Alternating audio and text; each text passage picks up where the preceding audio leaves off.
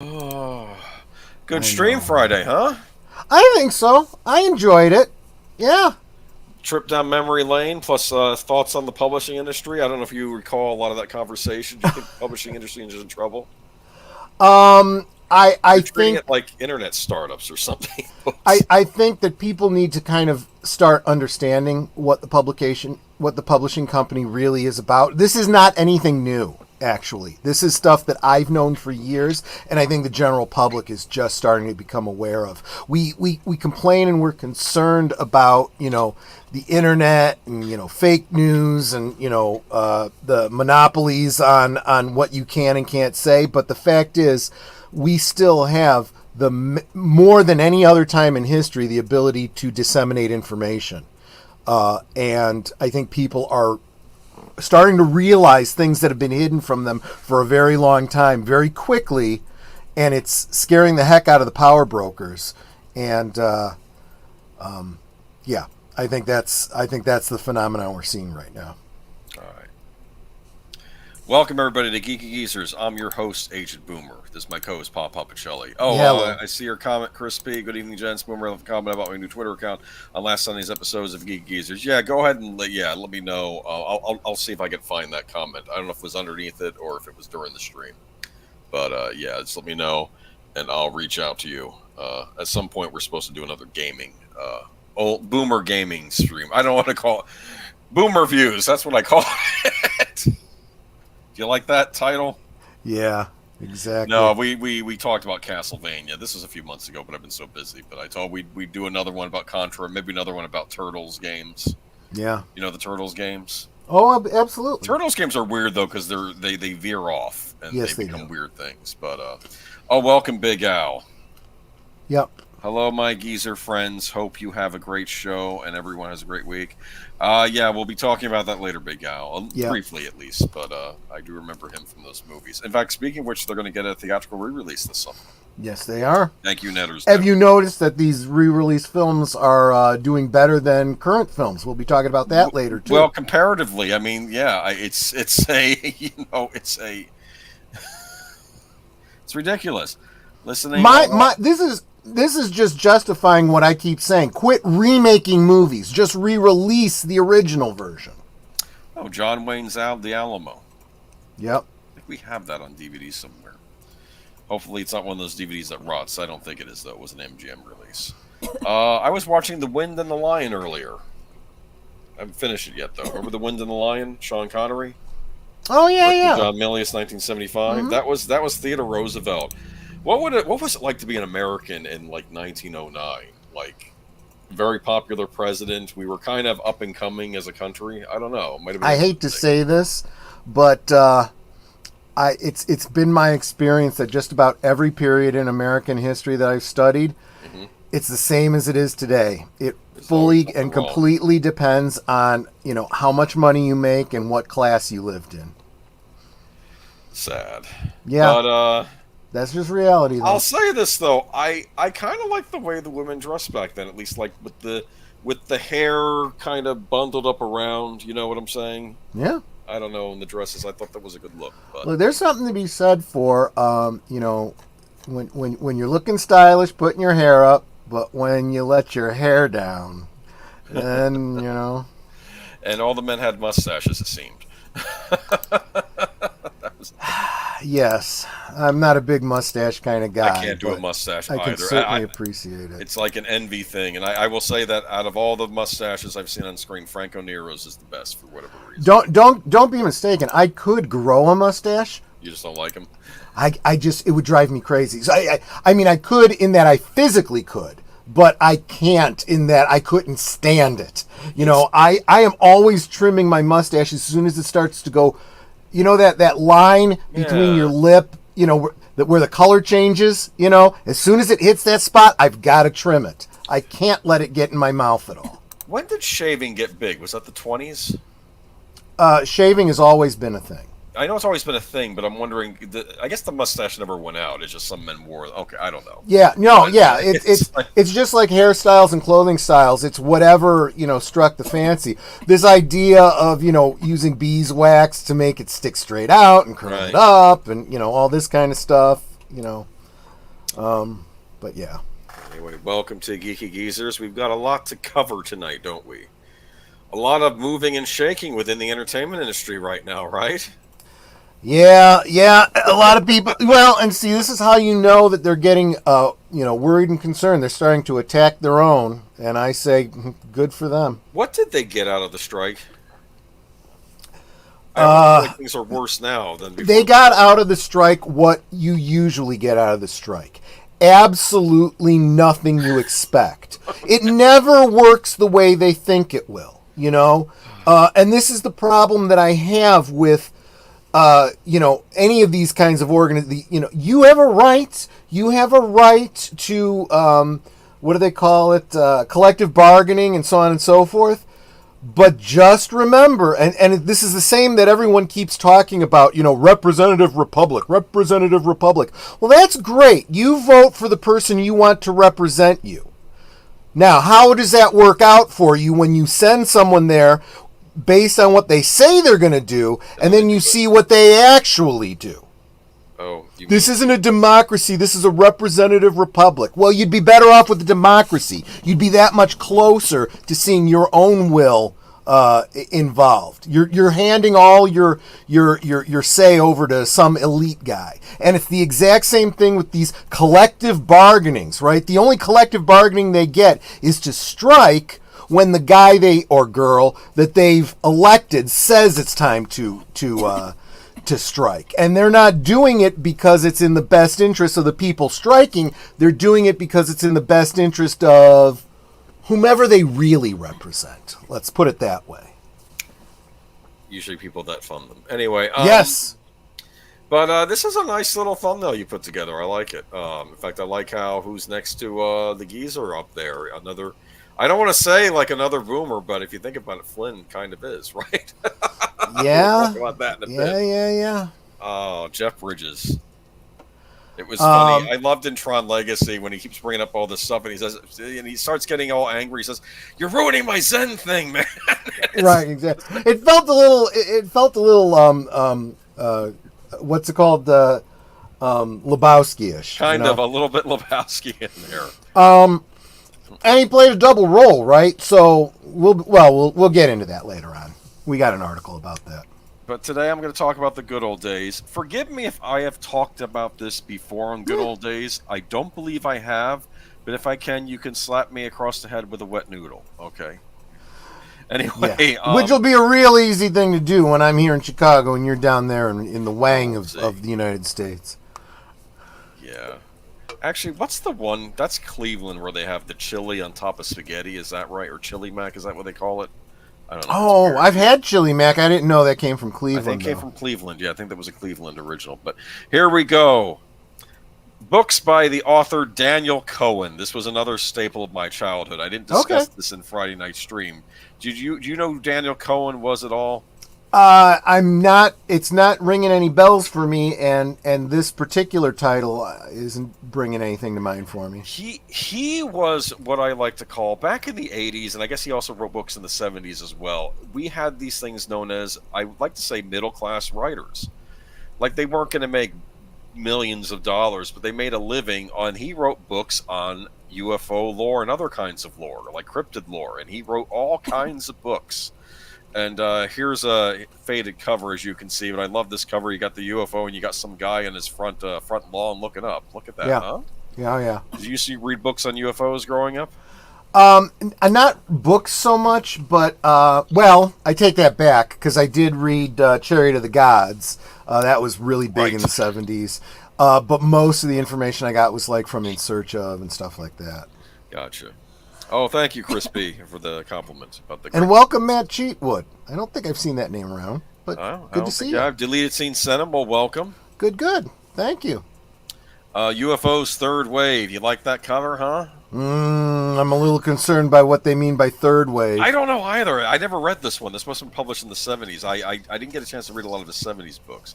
But Creatures from UFOs, look at that, huh? Is this going on the premise that a lot of cryptids have alien origins? I don't know, because I don't know if the Mothman shows up in his alien books. I think it did. or in the aliens section of the Encyclopedia of Monsters. That's how I first discovered Daniel Cohen. I'm in the public library. My mom dragged me along. I go to the kids section or some section, and I see a book. And the book is called the Encyclopedia of Monsters. And I'm like, well, what are you talking about? Encyclopedia of Monsters? Oh, it has Dewey classification. That means it's nonfiction. Wait a minute. That means all the stuff in here is true. Yeah. Like Bigfoot and all that's these other where things. That's where. Oh, thank you. Yeah, that explains a lot. So there was a deleted scenes raid. That's why they're all swinging over here. Thanks for being here, guys. Yeah, see, that's the danger, right? I had the same, kind of a similar experience, although I was a little bit older at the time. I was in high school. I think I've mentioned to you that I volunteered in the school library during my study halls. I kind of had a crush on one of the librarians, just saying. Nothing wrong with that. But that's how I learned the Dewey Decimal System and all this kind of stuff. Probably a lot of the stuff you're taking classes for, I picked up by osmosis. There you go. And one of the books that I picked up in the reference section, and you couldn't. That was the thing. You couldn't take them out of the library because they were referenced. No, you could not.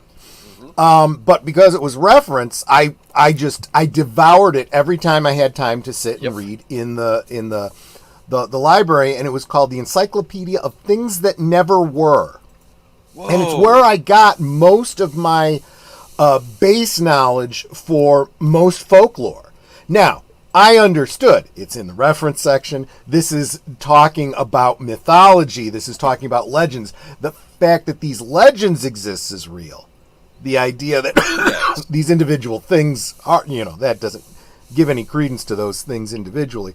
The problem was, I realize I'm getting off on a slight tangent here, but you expect in a reference book better citations, and there weren't any.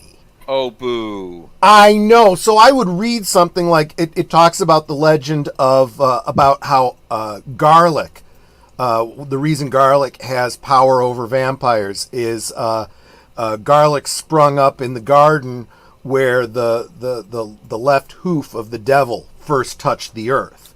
Interesting. And as a side note, where his right hoof landed was where the first onion rose up. This is common folklore, but it's like, I want to see a reference here.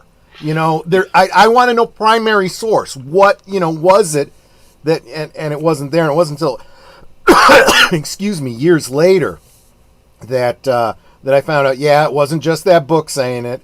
It's an oft-repeated thing, but it is still sometimes hard to find those primary sources. It's just, I read it on this site that cited someone who said it in a blog who got it from this book. You go to that book and there's no citation. You're like, the hell, Now I'm thinking that our lives were made worse because of the devil, but Providence gave us the onion and garlic clove, so our lives would at least have some flavor. Some flavor, yeah, exactly. Well, remember, evil can't create. Onions too. Evil can't create, so it still had to come from God in some way, shape, or form, right? Which, of course, I think is part of the folklore, right? Why does garlic drive off vampires? Vampires are a creation of the devil. You're a corruption, I should say, of the devil, and you're absolutely right. God provided it as a ward against the powers of the demons. There's going to be a new channel called Me TV Tunes. Yes, I heard about that. Yes, definitely. Maybe you'll have some UFO. Maybe there'll be some UFO cartoons on there. Well, I saw that. Oh, what was it? Was it the? It's the Ghostbusters. The real Ghostbusters are going to be one of the lineup on that show. Oh, cool! Or that network. Now, I'm not a big book guy, but I'll listen. I'll tell you, when I was a kid, I was not big on books either until I found that encyclopedia. And then I was told, well, you can't check it out, but I don't know, maybe the librarian told me this, you could find other books by this author that we have on the shelf. Right. And that's when I started checking out these books from the library. And I remember getting all sorts of things. Here's one that you might find kind of funny. The Monsters of Star Trek. Interesting. Obviously, these are fictional creations. So did he do this as like a reference book? Kind of, yeah. Like a reference book for you Star Trek fans. This was like early 80s, late 1970s this came out. So you could go ahead and pick yourself up a copy of this book. See, that's a Gorn on the cover. Remember? Yeah, it is. But here's another one. The ancient visitors have creatures from other planets landed on Earth. What? That sounds like your Chariots of the Gods thing. Exactly. It's like, It was a very common theory. here we go. America's very own monster. So here we get into more cryptid territory. Cryptids, yeah. Like, look at this. That's like greatest monsters in the world. Look at that cover. I think I see Nessie. You see Nessie there in the background? Yep. And I think that's Bigfoot. Is that taken from that that documentary about Bigfoot from the 70s where they got him on footage or something? Remember that was a big thing? Yeah, I mean that's obviously artwork, right? Just like that famous picture of Bigfoot on the right there. But that Nessie footage has absolutely been debunked, and it's another one of those things where you got to look and find the original, because the original was cropped so it looks larger and stuff. I don't know, the Patterson Gimlin film. Okay, that was the name of that documentary. Okay, I'll have to look for Right, it. But, exactly. Monsters, Giants, and Little Men from Mars. What? I think I've seen this book. You might have, because I never saw this one. This might have been around the 70s, because I guess it was the 70s, and now we're moving on. But the thing is, you're a kid, you can go check these out. These paperbacks were cheap, like $1.99, probably less in the 70s. And you go pick it up, and you'd have some reading to do that evening, and you could go reference it later on. The Tall Tales. This one I never got either, but look at that, Bigfoot, America's #1 monster. Look at that, huh? I wonder if Big Al knows this book. Must be a cow. Let us know, Big Al, if you've seen this book before. Watch out. He may be closer than you think. Now, to be fair, Daniel Cohen, and before he read these books, he'd be like, do I believe in these things? Well, not necessarily, but if I'm alone in the woods and I hear rustling and I heard stories, well, you never know. He was like that, He was like, yeah. So it's more like he's just reporting on these stories, and Modern Look at Monsters. Yeah, some of these I never even heard about he wrote, but I was looking at different covers of his. Monsters you never heard of. What the heck is that? Is that the Jersey Devil? I don't know if this is meant to be modern stuff or mythology, because that could be some sort of a griffin or something. This is like American. Okay. No, actually, no. In the Cyclopedia Monsters, there were classical monsters from myth, too. But some of it's stuff like more like last 150 years, where it would be like, oh, they saw this in New Jersey, and they saw the hoof prints on this farmer's property. And, real quick, FKHC 2005. You're talking about not that specific one. Okay. He's saying, who remembers In Search of? Absolutely. In fact, if you tune in tomorrow for my Monday night at the movies, I always start out with coming attractions, and my little advert for this show is very, very much in the style of that old In Search of opening. I think you'll get a kick out of it. As someone from New Jersey, though, I will say I've always thought the Jersey Devil to be a hoax. I don't think there's any validity to it whatsoever. But it certainly doesn't have as much physical evidence as like Bigfoot does. That looks ridiculous. And let's face it, Bigfoot is far more plausible than most of the cryptids. Like an ape we've never discovered, I can see that, or something. I mean, one of the biggest arguments, and it's a fairly fair one. Why are there no native primates, in North America? Good point. And apparently, a lot of American Indian tribes have said he's real. Yeah, like they always believed he was real, so I do take that into consideration too. They were here longer than we were, right? So well, and they say that it's that it would be a species that's very, very like xenophobic. And let's face it, if they're living in Canada, they've gotten more xenophobic because it's just gotten worse there. So I totally understand them keeping to themselves. Super Monsters. Here's okay, this cover would have given me nightmares. That's a vampire. That's a creepy ass vampire. Look at that. This one I had a copy of this book back then. I don't know if I still do. An old creepy guy crawling in your room. It doesn't even need to be a vampire to scare the crap out of me. Okay. Yeah. This was in the 80s. I think the covers got creepier in the 80s. I'm telling you, these old paperbacks, though. Yeah. But even these go for boko bucks now. Yeah. These old, crappy, acidic papers, dog-eared pages, they go for big bucks now. Yeah, they do. I don't know why someone doesn't put them out again. Even do like a collection of his. A lot of people need to start just scanning these and turning them into PDFs. I think so. Maybe I should see what I have and do that. Yeah. So there's a record. Yeah. I'll think about that. It's Woody Allen. Yes, it does kind of look like Woody Allen. That's funny. This was a good one though. But this had a lot of stuff on vampires in there. I think werewolves and other things. Here's another book. Real vampires. I don't have that book, but I've got a lot of books on vampires. Like actual, like real talking. Yeah. I learned some interesting things about this, like how in medieval times they didn't do a lot of embalming. They would just put the corpse in the ground, and sometimes they would bury people alive by accident. Yep. So that's why they thought when they saw the scratch marks on the coffin, they thought, oh, it's a vampire. No, you just buried somebody alive. Yeah. I think it's also not folklore. It's absolutely true that some wealthy people used to have these whole apparatuses so that if they were buried alive, they could ring a little bell and let you know. Yeah. Oh, that's scary as all get. Although that is also where the concept of the wake came from.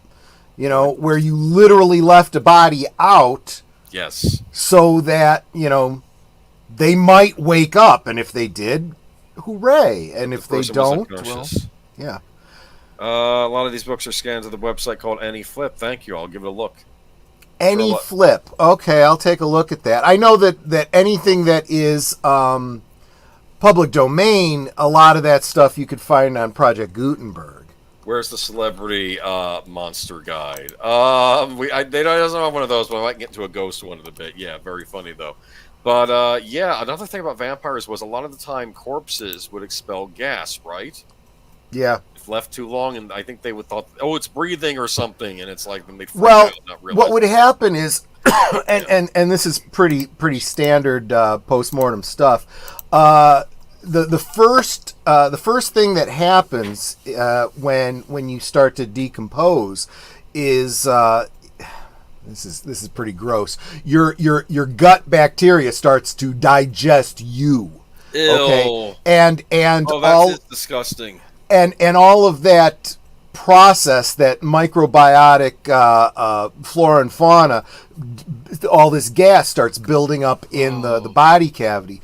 So if you were to later exhume a body, that's when you would see discharge. I don't want to say blood. I mean, there is some blood, mostly heme, coming out of the mouth and nose. It's being pushed by pressure from, the digestive system. And, from the other end too, I mean, it's not too, but then you have this very distended stomach with blood coming out of the mouth, and you're like, oh, the vampire went and gorged itself and it's full of blood. No, that's mostly gas. Because then if you cut into it and that gas escapes, it could very easily pass right over the vocal cords and you'll get a, okay, yeah, that would be a little scary. On the Bigfoot subject, the Cerruti Mastodon find, if it turns out to be valid, would indicate non-Homo sapien hominids in North America. Interesting. I know that they had a find of a cave woman from like 75,000 years ago who had reached middle age. They found her corpse. It's kind of interesting. This is the other thing that it was pretty well preserved, actually. Just pure science. You have a lot of people saying, well, we can't find any evidence of, pre-Native American, hominids in North America, no fossils, so therefore, no, I'm sorry, absence of evidence is not in and of itself evidence. People don't realize that you only end up with fossilized bones, fossilized creatures of any kind under very, very specific circumstances. The chances that we have, the multitude of fossils that we do, is just that is a factor of the fact that there have been so much life over so many years. A small percentage is what we actually end up with. So, yeah, I know it is, Nate, but, science isn't always neat and pretty. Werewolves. Roguebook and Werewolves. That was Yeah. probably one of his more recent volumes before I guess he retired. But here's the big blunt. These were the books I grew up reading. I really gravitated toward his ghost books. Look at that cover, huh? Yeah. Ghostly Terrors. That's good artwork. You want to see that some Friday evening? Come on, no Spooky way. tales to scare and delight you. I like that. Yeah. These are neat little stories, and a lot of these are old school stories. Like, here's another Restless Dead, Ghostly Tales from Around the World. This one was interesting. I think he had some stories from China in here too, not just yeah. Thade makes a great point that what is it? All legends are based in fact. I think we tend to put too fine a point on that, keeping in mind that sometimes we have no idea what facts legends might be based on. There are a lot of legends that are based on what a lot of people believe to be racial memories. Biologists would say, we have these inbred fears that are part of evolution, right? Being afraid of snakes, for example. It is a very adaptive thing to have an instinctual fear of snakes. So when you then have snakes as the basis for your monsters, for the devil, and so on and so forth, it may not be based on anything literal so much as this very natural, inbred kind of fear from millions of years of evolution. Yeah, if you're not afraid of snakes, you're going to get bit by them, and you ain't going to survive to have children. Remember Turlo on Doctor Who had an ancestral hatred of tractators? Like, he had some visceral reaction when he saw the tractators, which I guess his alien species had encountered them. Yep. Like, it came to the surface when they encountered tractators. They were these horrible aliens on Doctor Who, which I don't know why they never brought back. They were brilliant. They were like these giant caterpillar-esque creatures, but terrifying. Of course, you say tractator, and the first thing I think of is the Sultarans, because they look like potatoes. Okay, anyway, Great Ghosts by Daniel Cohen. You gotta straighten your tie when you're dead, right? If you're buried in your Sunday finest, you do want to look nice. And let's face it, that collar is going to loosen up over time as your neck, disintegrates. So, yeah. Dangerous Ghost. Look, this cover freaks me out. Do you see the head on the ground and the headless lady walking toward him? Lady, don't lose your head. I wonder if this is from the May I Carry Your Basket story. I don't know. That was also in Scary Stories to Tell in the Dark, where the head is in the basket. I don't know. The famous one that I remember is the guy that marries the beautiful woman. Oh, yes. And only rule is you never remove the ribbon around my neck. You know that one? Yes. Yeah. Wait a minute. Yes, one. I know that one. And then, they're married, and then she's on her deathbed, and they removes the ribbon, and their head falls off. Head falls off, yeah. I have a book. I have that in a book. I forget what it was. Chris P., love to talk to you about ghostly phenomena I've experienced over the last 2 years. Okay. You know what, Chris P., hold on to that thought. In fact, hold on to it till Thursday night. Thursday night, 9 Central, 10 Eastern on Netter's Network. Mm-hmm. Thursday Things. We're going to have a very special guest, Nick from Beyond the Hub podcast. Be talking a lot about these very same subjects: ghosts, cryptids, paranormal. Look forward to it. All right. World's most famous ghosts. Do you know who that's supposed to be? I don't know, Marie Antoinette. Anne Boleyn. Oh, Anne Boleyn. Okay, that one makes Apparently sense. Apparently, Anne Boleyn's ghost has been seen since her beheading. Lincoln has a ghost, apparently people have seen. Is it a vampire hunting ghost? I'm sorry. I couldn't resist. Dude. There's also the, what was it?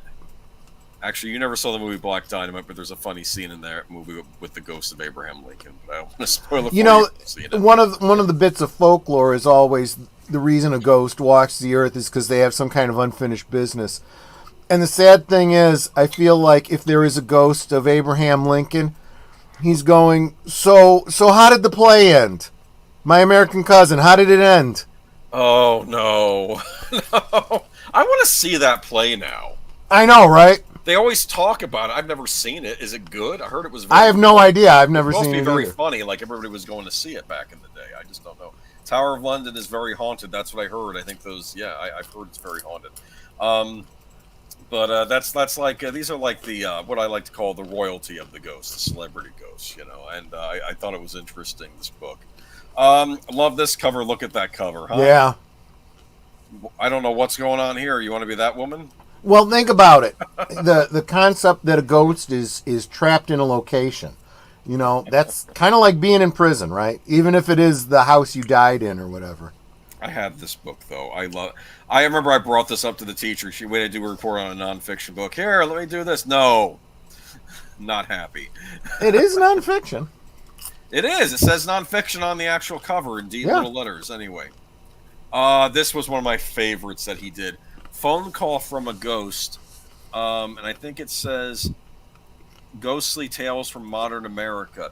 Now, keep in mind, by modern America, that means in America where you have access to something like a telephone or a TV maybe in the house. It could still be from like 40 years ago, but this was interesting. He got a phone call from a dead relative. That was one of the stories. Look at Granny there, huh? There have been some incredible cases that are more specific to the cell phone era.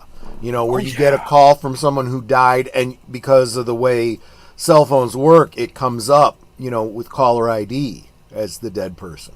You know what's interesting? I do read this. I listen to this podcast sometimes before going to bed called Kawabana. This lady who lived who from New Zealand, she lived in Japan, knows Japanese. So what she does is she goes on the internet and reads Japanese people posting about ghost stories in their area, and then she translates them for the podcast. And she reads them, and there's some freaky stuff that goes over in Japan. You know, they have their own ghost stuff.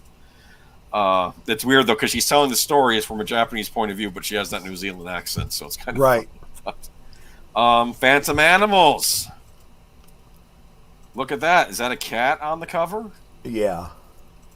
I didn't know if we've had some of those in our house. I don't like talking about it. Okay, we won't talk about it. Let's move on.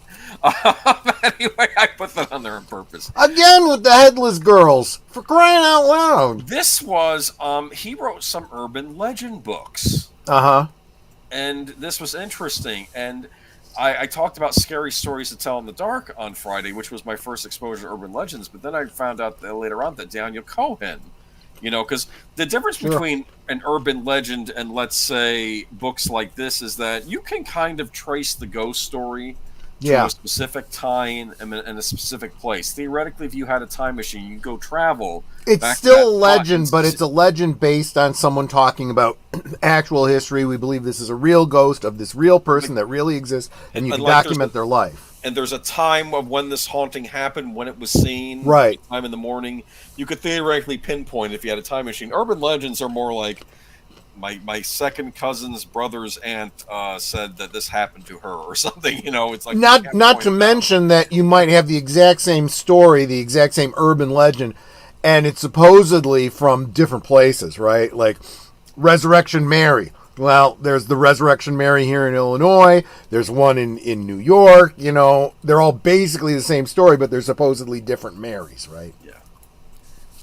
So, of course, you know this story, this urban legend. This is the one about the dorm room, and the girl comes back late from a bad date, and her roommate is humming, you know, or like I think she's whistling "Oh Susanna" or "Camptown Race" or something like that. He's like, you know, I'm trying to get to sleep. Can you knock it off? And then I think she turns on the light to find her roommate headless, but the whistling is still happening in the room. I guess the idea is that there's a serial killer in the room. I think she was warned at the beginning not to go. See, I ruined. This is telling a story is like telling a joke. You have to get the punchline. I think she was warned about going in there because there was a psychopath loose or something. Oh, this is fair. Triggerfish is fairly new, so yeah, he might not. Yeah, Netter and I live in the Chicagoland area, so yeah. Okay. Yeah. All our lives, so. Folker looks like an old deadhead. Yeah, well, maybe. Yeah, I'm surprised there haven't been more urban legends that come out of like the hippie movement and stuff like that. This was my big favorite, though, of the ones I bought by him. I'm going to end on this. Southern Fried Rat and Other Gruesome Tales. Do you like this is that one of those cover? ones where you're not sure which came first, the urban legend or the reality, because there have been actual documented cases of this in recent years. I didn't hear about it with fried chicken, but I heard it happened with a McRib. But again, this was told on the news. And Yeah. for all I know, the news got it wrong, and it was really an urban legend. But apparently, the guy had to wrestle the sandwich away from the McDonald's employee, and I guess that he was going to use it as evidence to get a settlement, because I guess he had to get his stomach pumped or something. I don't know, but I don't know how real this is. But you hear these stories all the time about, it's very busy at the KFC that one night. They didn't say it was KFC in the story, but you infer that it's KFC, okay, or maybe Popeyes. I don't know. Yeah, but nowadays people are sharing like pictures on Instagram and stuff, so it's like, yeah, that's pretty legit. That's an actual ick in the food that they just bought. They're sitting in the restaurant or whatever. It's it brings, and again, this doesn't go back as far as these books, but it's the kind of thing that it's likely to happen eventually if it hasn't happened before. Go ahead. I want to speak to this. Matt Sheetwood, wasn't there a finger found when his chili fever is like, yes, there was, but it was put in there by the customer. Yeah, that's the other thing you got to be careful of. The family cut off their fingers so they could sue. It's the whole chicken and the egg thing. Is it that this actually happened and now it's being reported, or it's been reported as an urban legend and someone decides to make it real and try to make some money off of it? It's once you put an idea into someone's head, right? And real quick, I saw Triggerfish lives in the 60056 area zip code. We're 60 crap. I never send myself letters. 601 You're close by. 60107 is Streamwood. But I never tell people I live in Streamwood, if for no other reason, because nobody knows where Streamwood is. I'm straight west of Chicago. Okay. About a half hour, depending on traffic, right?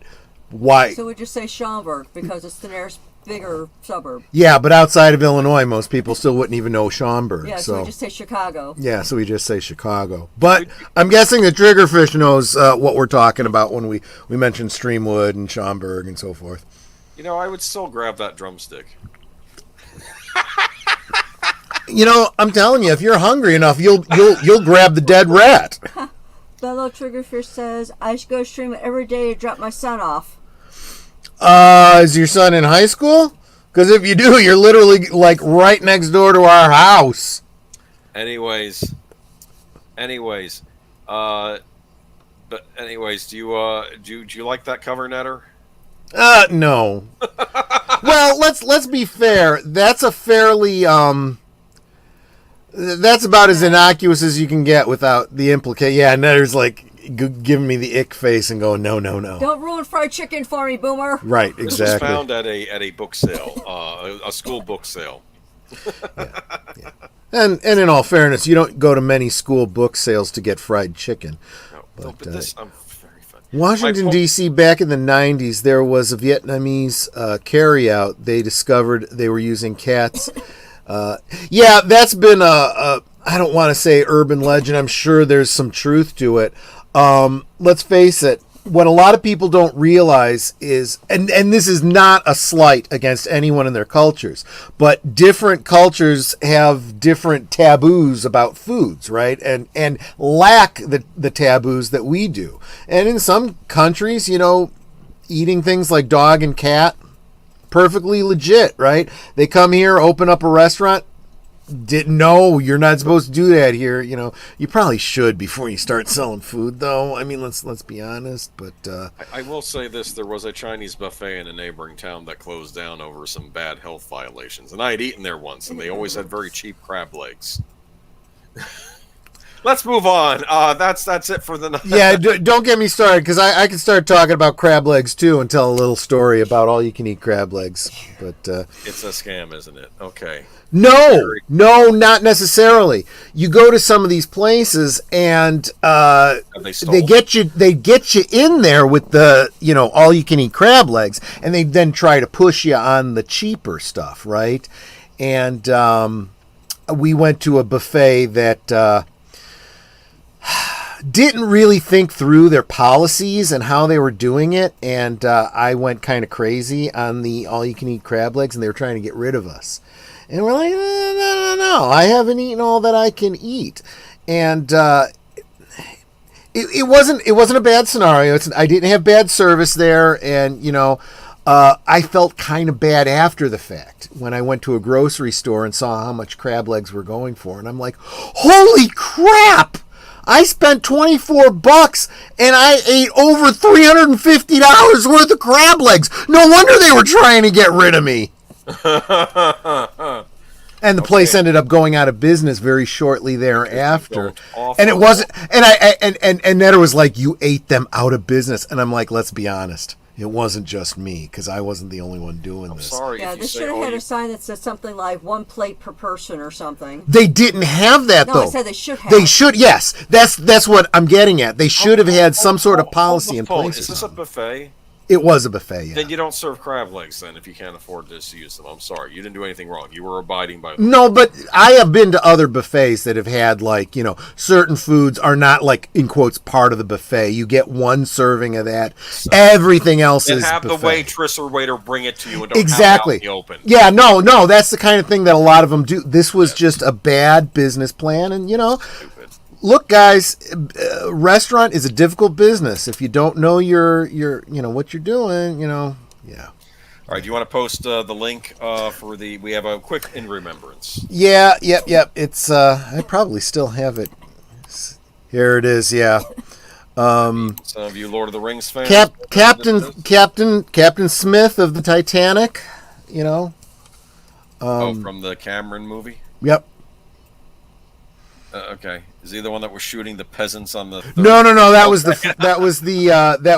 fictitious first officer. I will not besmirch the historic individual who Cameron decided to slander in his movie. Whereas Captain Smith, the depiction in the film is as best we can guess, probably pretty close to the truth. Anyway, just click on the article real quick. Bernard Hill, Lord of the Rings and Titanic actor, dies at age 79. Bernard Hill, the actor known for playing King Theoden in the Lord of the Rings trilogy and Captain Edward and Titanic, has died. He was 79. He died early on Sunday morning. His agent Luke Colson confirmed to Variety he was with his fiancée Allison and his son Gabriel. No cause of death was given. Apparently he appeared on British television series during the 70 days, including I, Claudius, Crown Court, Rooms, Fox, and Jacanery. Jacanery? Is that a comedy? Beats me. Don't know that one. You ever watch I, Claudius? I did not, no. Okay. And I think Netter only saw the one episode where Patrick Stewart shows his butt. Yes, Patrick Stewart was on it. He was Sir Janus. The one I saw was only bare-chested. Oh, okay. I thought he showed his butt. Okay. Either way. Yeah, he was King Theoden and the Two Towers and the Return of the King. Remember the extended cut of the Return of the King when? Yes. And I always thought that was interesting because he was trying to talk to Wormtongue, get him down. He was saying, "Look, you were a man of Rohan once. You can be again." Meaning there might have been clemency for him if he just got away from Sauron. And I think Wormtongue was thinking about it. And then I think Sauron said something to King Theoden, which I thought was very cruel. He says, "You are a lesser son of greater sons." None of this battle was won because of you. It was because of who came to your aid. That was a rather nasty thing. And it means that Sauron, even without his magic, could still have power in his voice, right? Oh, yeah. But I think people forget the power people can wield through oratory and rhetoric, And he met his ultimate demise at the end of Return of the King by making a sacrifice. So he was a great son. I don't care what Sauron says. Exactly. Look, the fact is, you're not born great. You make yourself great by the decisions you make. Just one real quick thing I'm going to say. The other great role, like I said, Captain Smith, was a tradition. This concept of a captain going down with his ship is not for nothing. It was considered dishonorable if you were a captain and you jumped into one of the lifeboats. You were to be the last man off the ship because it was your responsibility to get everyone off. Yeah, because you are responsible for all the people on the ship. And so the assumption, because we have no way of knowing, he went down with the ship. Captain Smith did not survive, so we assume. And there's a bit of poetic license in that movie, you know, this idea that he went and he, you know, did things like make sure that the clock was, you know, because, you know, what else are you going to do? I've done my duty. There's nothing left. Go down with the ship. As a side note, for example, the captain of the Lusitania, who survived, no dishonor to him. He went to the bridge and fully intended to go down with the ship.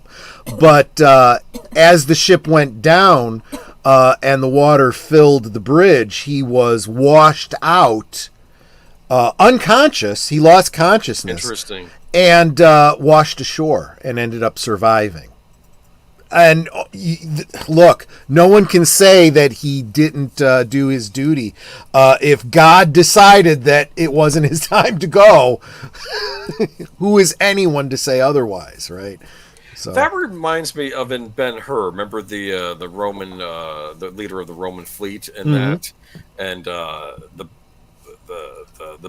Macedonian pirates, they destroy the ship and it goes down, and then Ben-Hur rescues him, and he tries killing himself, and Ben-Hur gets the knife out of his hand. No. Yeah. And he said, because, you know, basically I think he thought he lost the battle and the only way out was to, you know, do the honorable thing, and I guess in Rome would be to kill yourself. That happened.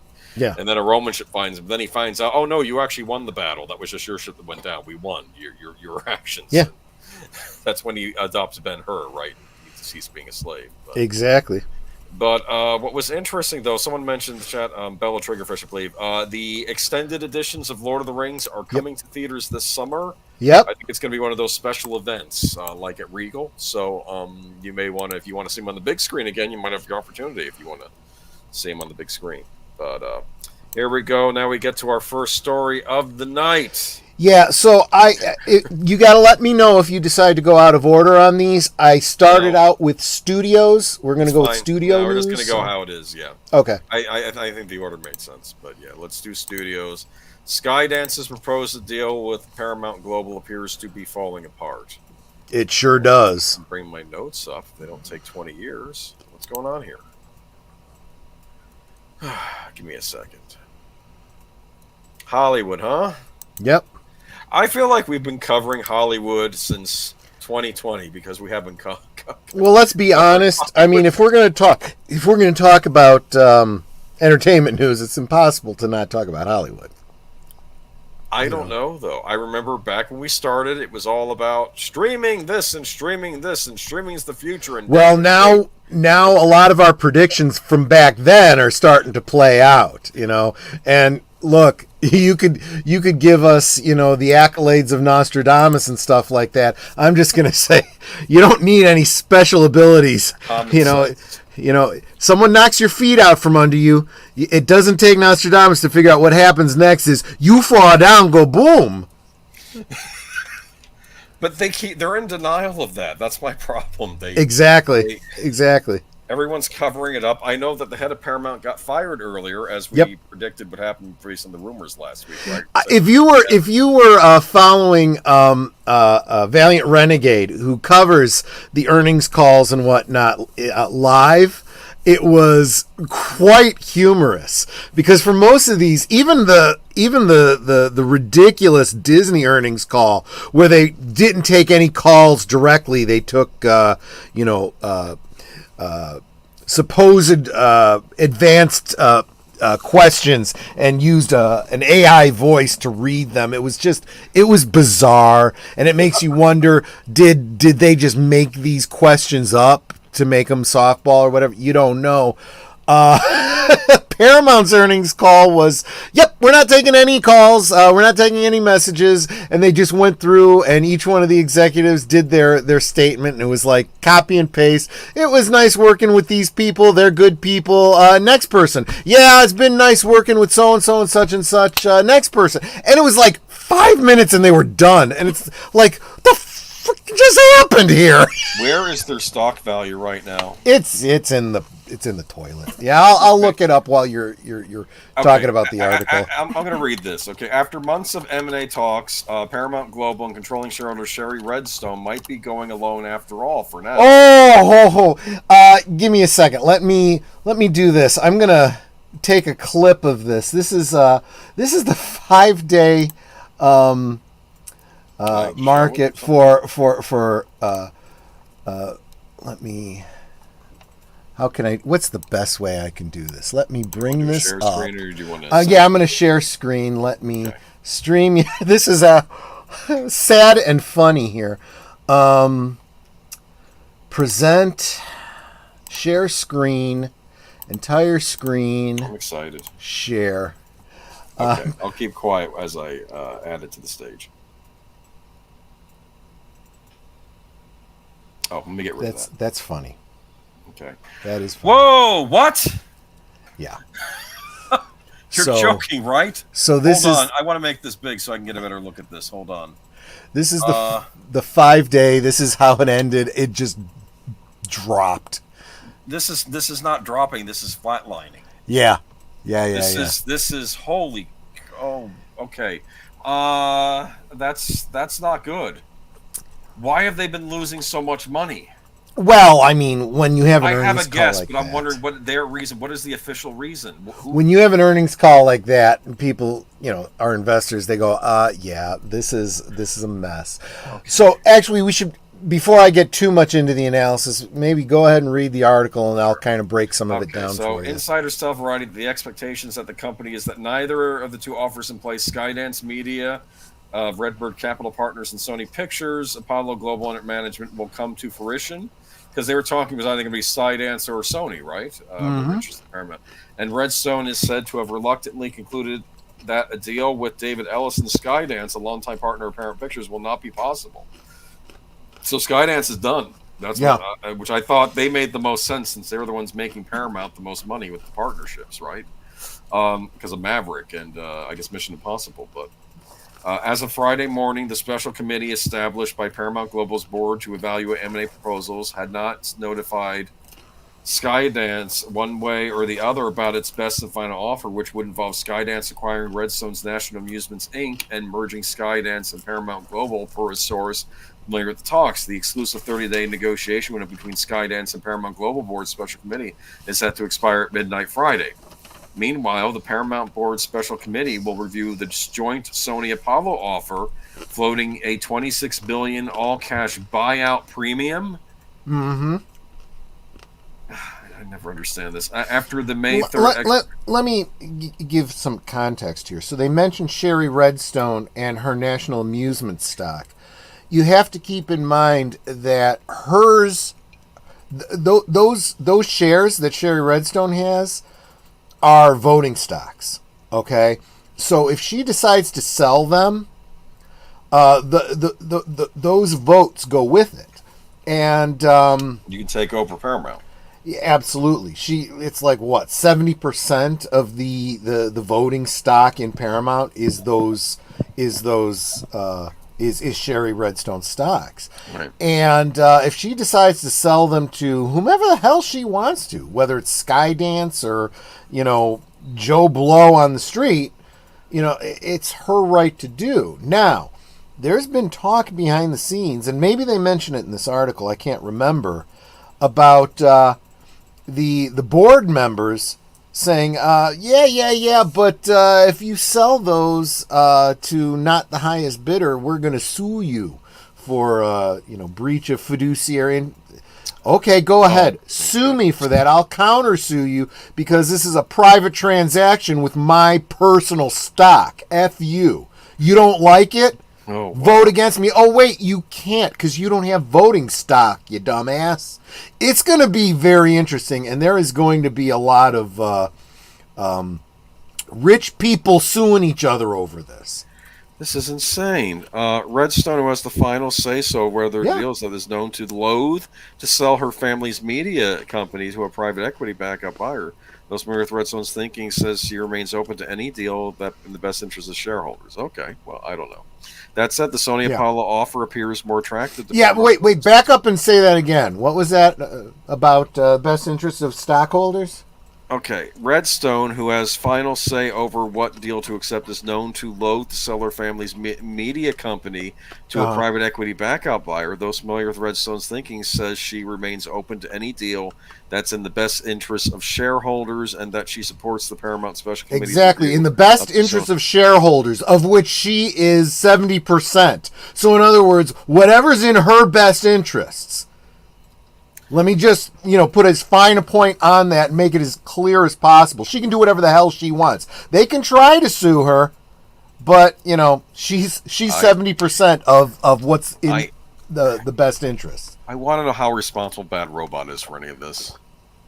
I need to know. They are very responsible. They are Bad Robot, and look, for every Top Gun Maverick, Robot, there is Into Darkness, right? It's a terrible movie. This is the reality of the bad decisions that Hollywood's been making for over a decade, right? There is nothing that succeeds like success, right? And for every Top Gun Maverick, there is a failure at the box office, like everything Bad Robot's been involved with.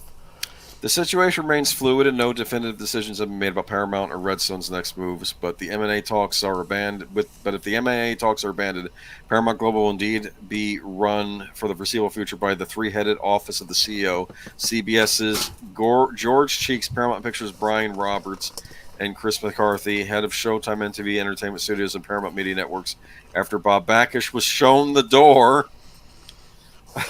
Yep. The trio told employees they're prepping for a long-term plan for Paramount Global as part of the cutting the company's debt load. Insiders speculate the strategic plan might include selling BET Media Group, which media mogul Byron Allen has expressed interest in acquiring. Is this Black Entertainment Television? Is that what that is? Perhaps. I'm not sure. I'm not good with acronyms. And the famous 62-acre Paramount studio lot on Melrose Avenue, LA. No! They're going to get rid of their lot? Matt Cheatwood makes a great point. These days there are several flops for every success, and you kind of have to dig into the weeds a little bit, and we do that sometimes here.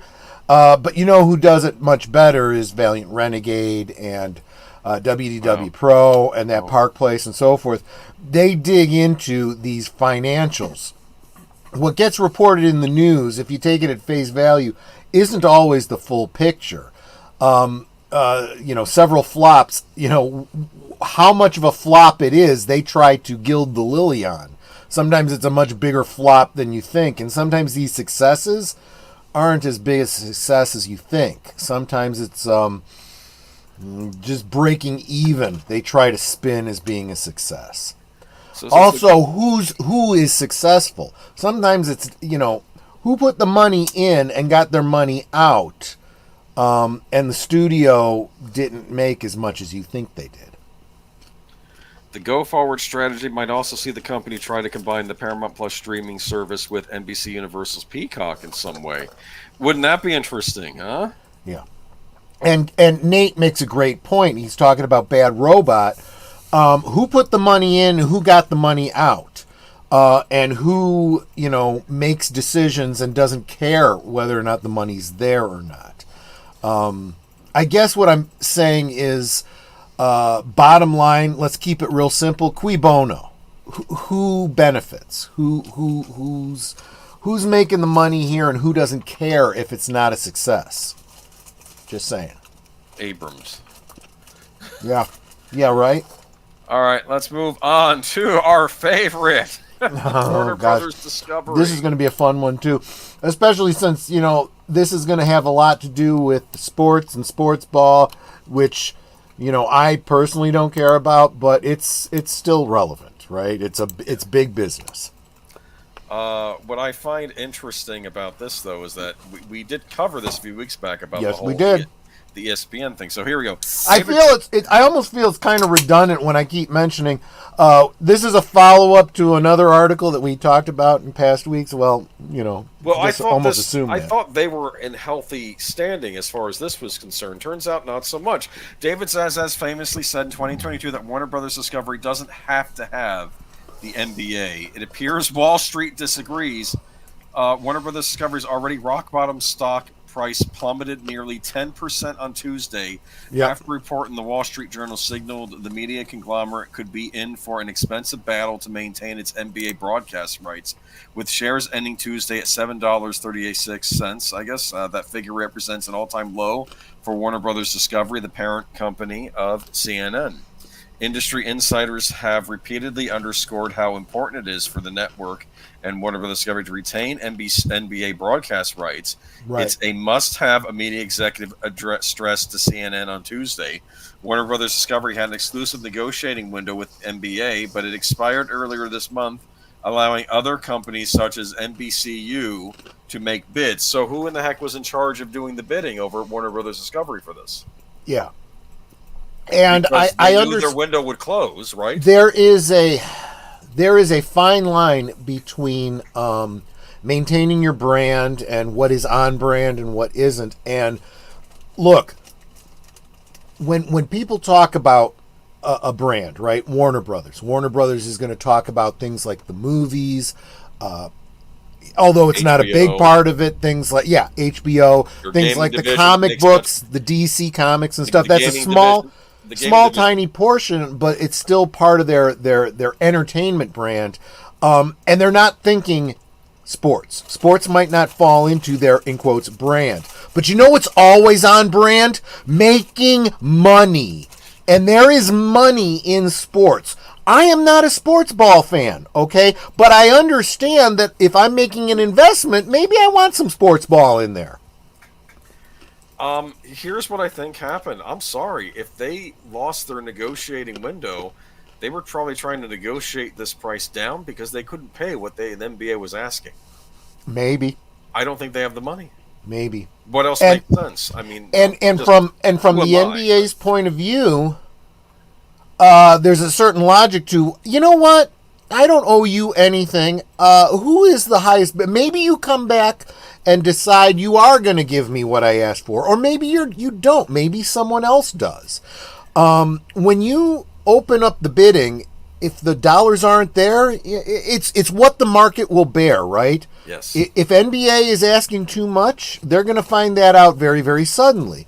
But something tells me that's not the case. So the journal's report, authored by Joe Flint, Amal Sharma, and Isabella Simonetti, said that NBC Universal is prepared to pay an average of about $2.5 billion a year to air a set of NBA games, effectively doubling the current fee paid by Warner Brothers Discovery. Yep. What does that tell you? Under the proposal, NBC Universal would air some league games on its broadcast network, potentially in prime time and on its Peacock streaming service. The bid threatens to eclipse Warner Brothers Discovery, which has aired NBA games on its cable network TNT, a longtime NBA partner and key component of the company's business. So I think Universal NBC is in better shape than a lot of these other companies because they have the theme parks that make money. I think also they were one of the first that offered a free version of a streaming service with commercials. Right. So they have their pay Peacock, but then they had another thing they ran, which I think we've talked about here, which you can watch with commercials. So they make money that way too. Exactly. TNT has built a programming slate around the NBA games, most notably the highly rated Inside the NBA show. In fact, Charles Barkley just signed a new 10-year deal in 2023 with Warner Brothers Discovery. Yep. Andrew Marchand, now a journalist at The Atlantic, reported at the time from the New York Post that the deal over a 10-year period was worth well in excess of $100 million and could approach $200 million. In other words, Warner Brothers Discovery has made significant investments hinging on maintaining the rights to the games. Yep. While Warner Brothers Discovery maintains rights to the NCAA, I guess that's what it always comes down to is show me the money. As well as other sports such as the Major League Baseball, NHL, and NASCAR, the NBA remains crucial to the media conglomerate. As the Journal pointed out, without the NBA, though, Warner could have a harder time charging distributors as much for carriage of its channels. Moreover, Warner Brothers just struck a deal with Disney and Fox Corporation to launch a forthcoming sports super streamer. Losing the rights to the NBA games could throw aspects of that business partnership into question. That's not to mention Warner Brothers Discovery's flagship streaming service, Max. So here's the thing that goes back to something I've been saying about, and I'm not the only one saying this. I don't want to imply that, I have any special insights or anything. This is just basic common sense, and I'm repeating it, right? When it comes to streaming, there is what do you offer with your streaming service, right? And we've always said, if you are a big company, if you're Disney, if you're Warner Brothers, if you're whatever, how do you get people to come and subscribe? It's not who's charging more or less, who's got commercials, who don't. It's what do I get for my money when I do subscribe, right? Do I have a full back catalog of, in Warner Brothers case, all these Warner Brothers titles, all your superhero movies, your cartoons, your whatever, and sports. Look, these are families, right? You got kids, you got moms, you got dads. The dad might want to watch the NBA game. The kids might want to watch the cartoons. That's exactly. Yes. How much bang for my buck? How much am I willing to pay? And if you don't have let's say a bunch of movies, a bunch of cartoons because they're problematic, they got trigger warnings, blah blah blah, BS, blah blah blah blah blah. You don't have sports because you didn't think that was on brand for you, whatever. You know what? I don't need your streaming services. There's so many of them out there now, and we've been predicting for a long time that. Unless you're giving it away free with commercials, nobody's watching it because they can't afford this crap anymore for, what are you offering me? You don't have anything I'm interested in. Screw you. Go away. But do you think this is going to collapse the Disney, Fox, Warner Brothers, super sports streaming thing? Remember a local thing was trying to sue them over that? Remember local channels? And now let me put it another way. The cream always rises to the top, right? And, If you're not making money, you're losing money, you go broke, you go out of business. Well, now, I'm not saying that Disney and Warner Brothers are going to go out of business. I'm going to say their streaming model is going to die. So, while Zaslav is grappling with an enormous set of challenges, he is not alone. Legacy media companies are struggling immensely to keep their heads above water as consumers cut the cord in favor of alluring streaming options, a revolution brought on by Netflix that has brought the once towering giants to their knees. Disney boss Bob Iger has openly spoken at length about the innumerable challenges he is navigating, and Paramount Global is engaged in merger talks. Yeah, we already talked about that. But yeah, like Bella Triggerfish says, Warner Brothers still has their games division that had the big fit Hogwarts Legacy, which they did not bother, which I talked about weeks ago. They said, no, we're not going to focus on single player games like that. We want more stuff, live service games. Right, and then they end up licensing and putting out, this whole Suicide Squad, kill the Justice League that has done so friggin' well for them, right? That was appropriately the Suicide Squad. They pretty much killed themselves with that business model. Congratulations. How important is it that the Superman movie does well that they're making? That's probably a whole other topic. We can save that because I can go down a whole other rabbit hole with that. Well, but speaking of which, Marvel, yeah. let's get over to the Marvel side on this and pick this up. We're going to actually have a lot more to say about Disney and Marvel over here. Okay, so filmmakers Joe and Anthony Russo were responsible for some of the biggest box office hits from Captain America Civil War to Avengers Endgame, but they don't necessarily believe superhero fatigue is to blame for the studio's recent struggles. Marvel had a tough 2023 with two flops, Ant-Man and the Wasp: Quantumania, and The Marvels. Speaking recently to Games Radar, the director said the Marvels' current issues boils down to the changes in how people absorb media. It is a Hollywood-wide issue, not just a Marvel one. Right. I think it's a reflection of the current state of everything. It's difficult right now. It's an interesting time, Joe Russo said. I think we're in a transitional period and people don't know quite yet how they're going to receive stories moving forward or what kinds of stories they're going to want. There's a big generational divide about how you consume media, he continued. There's a generation that's used to appointment viewing and going to a theater on a certain date to see something, but it's aging out. Meanwhile, the new generations are, I want it now, I want to process it now, then moving on to the next thing, which they process whilst doing other things at the same time. You know, it's a very different moment in time than it's ever been. And so I think everybody, including Marvel, is experiencing the same thing, this transition. And I think that really is probably what's at play more than anything else. He goes on to say, Joe Russo noted that a new generation of moviegoers communicates largely through memes and headlines, with nobody reading past 2 sentences, so everything's 100 characters or less, or 10-second videos on social media you swipe through. I think that the 2-hour movie format, the structure that goes into making a movie, it's over a century old now, and everything always transitions, he added. So there is something happening again, and that form is repetitive, but it's hard to reinvent that form, and I think this next generation is looking for ways to tell their own stories that service their own sort of collective attention deficit disorder. Yeah, you know, I understand exactly what he's saying. This is like all those people on the Titanic who didn't want to sit on the deck as water was washing over it. I don't know what was wrong with them. The paradigm had changed, I guess. People lost interest, I guess, in sitting out on the decks. I don't get it. Look, this guy cannot see the forest for the trees. He's talking about TikTok and short attention spans and 3-hour, 2-hour movies when it really comes down to something as simple as people don't like shit movies. They want entertaining movies. They don't want to be preached at. They don't want characters that they love being changed and altered and rewritten to something that they never were. You know, I have nothing against female characters, people of color, you know, whatever. What I have a problem with is when you take a character that wasn't that thing and make it that thing, right? Yes.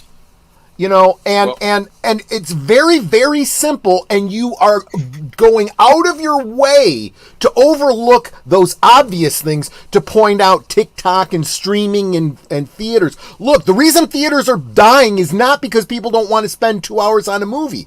It's because they don't want to spend 2 hours on a crap movie. Well, let's be honest here, too. The movies haven't been 2 hours in a while. A lot of them push 3 hours. Yeah. 3 hours in the old days used to be considered epic length. You would get an intermission in the middle of the movie. You get to use the restroom. And if you're if you are going to paint with that broad a brush, you're missing a whole lot there, right? Use the right tool for the right job. There are epic movies that you could do at 3 hours. And they're going to go by. You're not even going to. Where did that 3 hours go? That was such a good movie. I want more. Like Lord of the Rings, exactly. Which the extended version is about to get released in theaters, and it's going to. I predict it's going to give a middle finger to this article, and it's going to prove it wrong, right? Whereas there's a lot of movies that are hour and a half, 2 hours. And you keep looking at your watch going, when is this damn thing going to be over with? Not because it's too long, but because the movie sucks and you're stuck watching it. It's true. The kids do communicate in memes. It's so weird. But you know what? There's nothing new under heaven, right? You know, for all the times, and I hear, you know, my wife even says, oh, I hate, you know, when people talk in acronyms and stuff like that. You know what? This isn't something new. This isn't something that started with the internet. We've always done it. You know, it's just you're behind the curve on this particular thing. But laziness has a tendency to rear its head no matter what. But the cream always rises to the top. Is this like Oppenheimer did do pretty good? That's true. Yeah. And that was 3 hours. But what I want to say to you, remember the old expression, that girl is fat? And he's like, what? P-H-A-T, pretty hot and tempting. Remember that? Exactly. From the 90s, I guess that yeah. was. Okay, that was. Okay. Oh, that was a good picture that you pulled there. That was. It does. Makes me depressed. What did they do? But you know what? He makes some good points here, so let's give that to him. This was in Thor: Love and Thunder, by the way. This isn't from another movie. This is from Thor: Love and Thunder. That explains a lot. Movie. Yeah. This is Taika Waititi. Okay. Chris Hemsworth graces the cover of Vanity Fair's May 2024 issue, where he revealed he feels Marvel fans deserve another Thor movie after the whiff that was 2022's Thor Love and Thunder. The actor already admitted to GQ last year that his fourth standalone Thor movie was too silly for its own good, but the misstep appears to continue to haunt him. I got caught up in the improv and the wackiness, and I became a parody of myself, Hemsworth told Vanity Fair. I didn't stick the landing. Translation, felt good on the set, but when I saw it on the big screen, Yeah. that's probably what happened here. While Hemsworth has always been grateful to his career-defining role as Thor, he admitted to the publication that he grew frustrated with the character while playing him in the 4 standalone Marvel films and additional Avengers movies. Sometimes I felt like a security guard for the team, Hemsworth said. I would read everyone else's lines and go, oh, they got way cooler stuff. They're having more fun. What's my character doing? It was always about, you've got the wig on, you've got the muscles, you've got the costume, where's the lightning? Yeah, I'm part of this big thing, but I'm probably pretty replaceable. For what it's worth, Hemsworth's longtime Marvel co-star and Iron Man actor Robert Downey Jr. refuses to listen to such claims, saying, first off, Thor as a character was super tricky to adapt, lots of implied limitations, but he and Kenneth Branagh figured out how to transcend, make him somehow relatable but godlike. Hemsworth is, in my opinion, the most complex psyche out of all of us Avengers. He's got wit and gravitas, but also such restraint, fire, and gentleness. That's a nice compliment that Robert Downey Jr. gave I agree. I remember the part in what was the first one? Avengers Infinity War, the first part of that part, when he was talking to Rocket Raccoon about his life. Yeah. And you're hearing about, oh, yeah, my mom got killed and my dad and my brother. And he's talking about all these horrible things. And you're realizing Thor's had a pretty sucky last couple of years. Right. And he still tries to maintain a cheery disposition, but you could tell under his eyes that he's just, it's getting to him. Yeah. And that was good acting there, I thought. I think this whole thing, I couldn't read this article and not kind of think of Ghostbusters 2016. Yeah, that's right, what it which feels was like. a lot of improv and stuff. And I think what it comes down to is, I think that all of these actors are so full of themselves to think that they can tell a better story. And it's like, no, just shut up and do your lines. Everyone's got their role. Him saying, oh, it's like I got nothing to do. These guys have better lines than me. Could you imagine Bud Abbott saying, oh, Lou Costello has so much better lines than I do? It doesn't work without Bud Abbott. He's the straight guy. Yes. Same thing with this. It doesn't work. The jokes don't work without the straight guy. And Thor happened to have been the straight guy. Yes. I don't blame Hemsworth for a fall floor. I blame Disney, Feige, and Iger, and the woke nuts who hated it. That's true. I agree. Yeah. Even though I feel that, because I'm just taking him at what he is saying and what he thought, I'm saying why I think what he says he thought was wrong. The blame still falls on the director who let him do the thing, right? Because it's the director's job to be saying the things I am saying. No, we're going to do it the way it's written. And I will tell you if you're executing it right or not. That's the way this works. Yeah, I think it was really starting with Endgame when they had him gain all the weight and stuff. I thought that was a joke too far. Like, they made Ragnarok was funny, but I still thought it worked. But then I thought they carried it too far later on. Do you understand? Absolutely right. Yeah. And here's the other thing. You can go, and I really do feel like these movie studios and the directors and the writers get all the wrong messages when something happens, when it goes well and when it goes bad. They misattribute why it does, right? Yes, sometimes humor is good, but not everyone should have the humorous lines, right? Not every movie should be humorous. Sometimes it should be a little bit grim. Okay. I'll say this: next to Robert Downey Jr., he probably was the funniest member of that cast, maybe, or one of them. What do you think? But what made him funny wasn't that he had good lines or humor and wit. It was him being that kind of fish out of water. It's like actually what is a great example is the movie Trading Places, right? When you got the rich guy who ends up in the place of the poor guy, right? When you've got someone being humbled out coming from, or you know what, another one. Netter and I was just telling you in the backdrop, watching Fallout. You've got this girl who has grown up, she's 20 some years old. She's lived in a idyllic 50s style life. And now she finds herself out in a post-apocalyptic horror world. And she's going around smiling at everyone and saying hi and then being surprised when they, rob her, attack her, try to kill her. It's like that Brendan Fraser movie Blast from the Past where he was... There's another great one. Yeah, exactly. Yeah. Actually, you know what? I hadn't thought about that, but that's exactly what Fallout is. Except in that he just woke up in modern times where things were normal, but Yeah, exactly. Yeah. But yeah, no, it's the same kind of thing. This is a guy who lived as a god, became human, gets humbled out. That's the story of Thor, right? And now... He's kind of gotten that humbling, right? So he should have greater wisdom, and they regressed him, right? They could have still found humor in,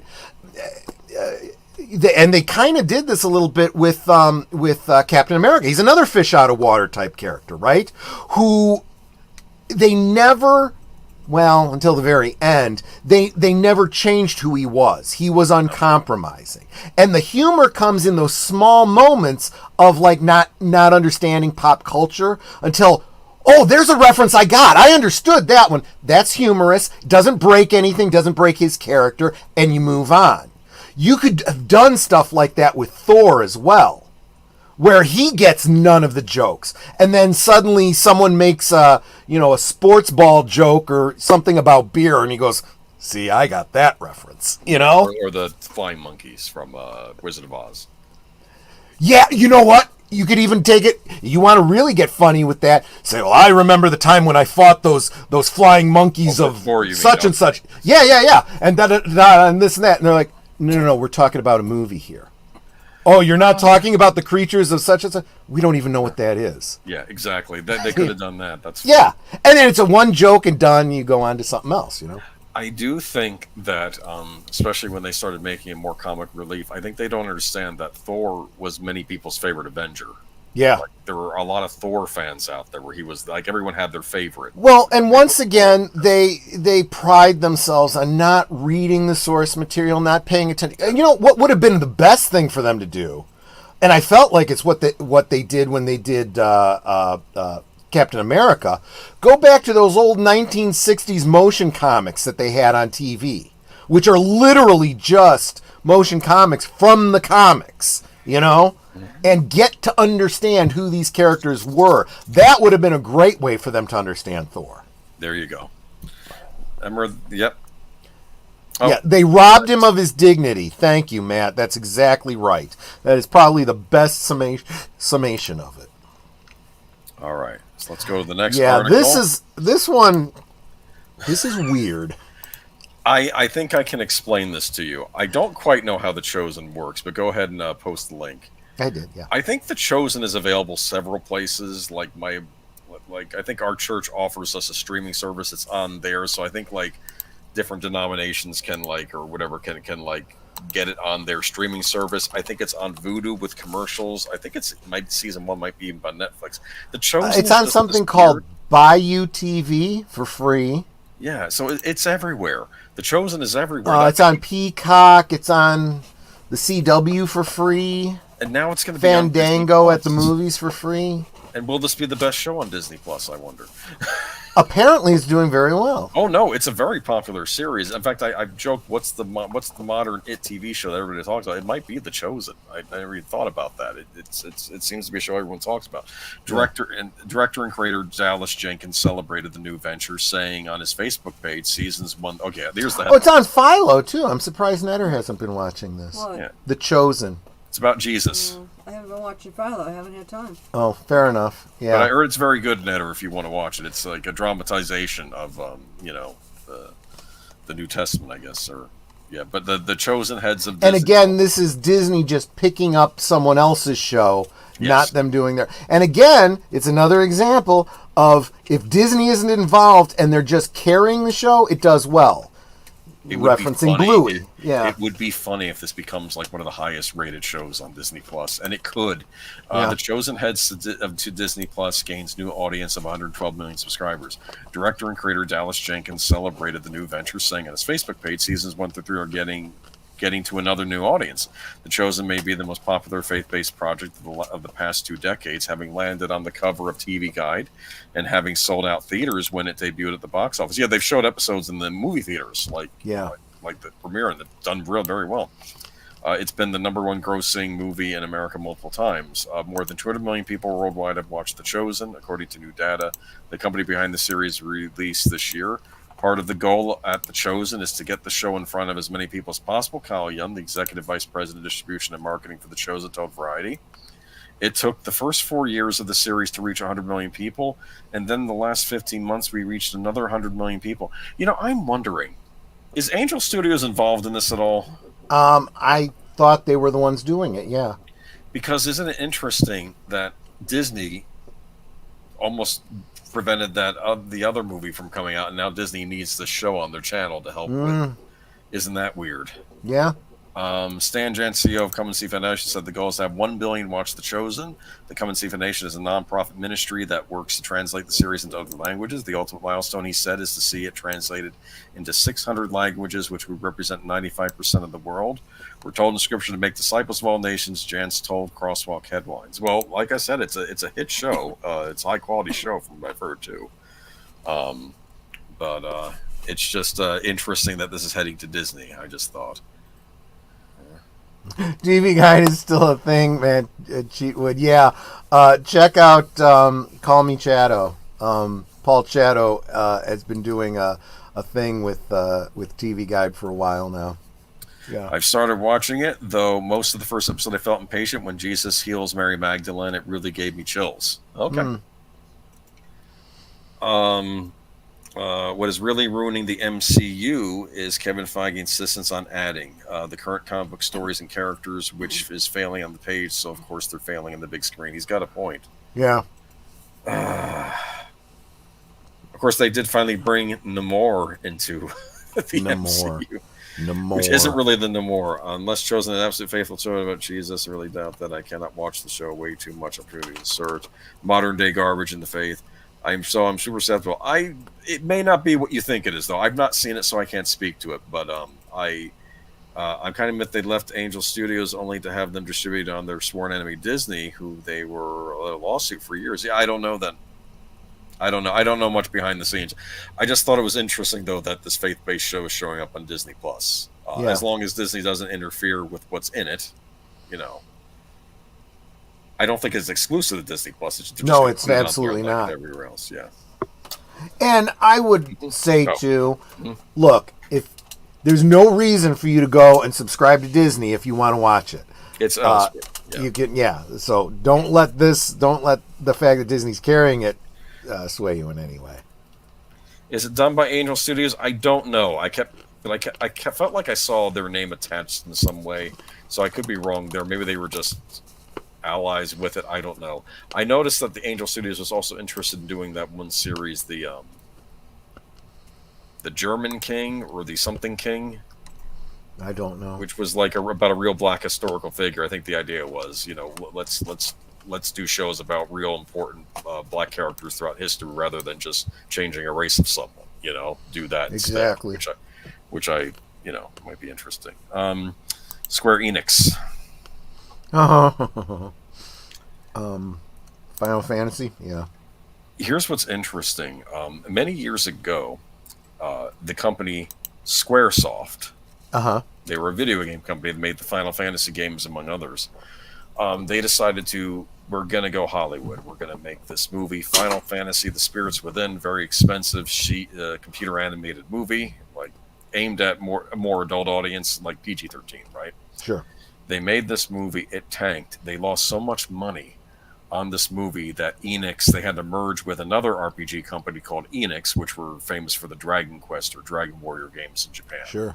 So that's why we now call it Square Enix. And now I feel like we're seeing a repeat of history here with what's going on with them now.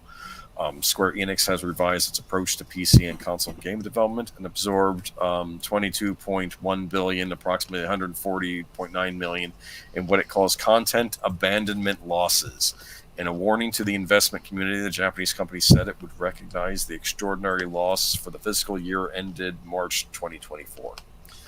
This is the result of a change in approach to Square Enix's development of what it calls HD video games, PC and console, as opposed to mobile and MFO. Okay, so this is how they put on consoles like PlayStation and Xbox and stuff like that. Well, they haven't really done much with Xbox lately.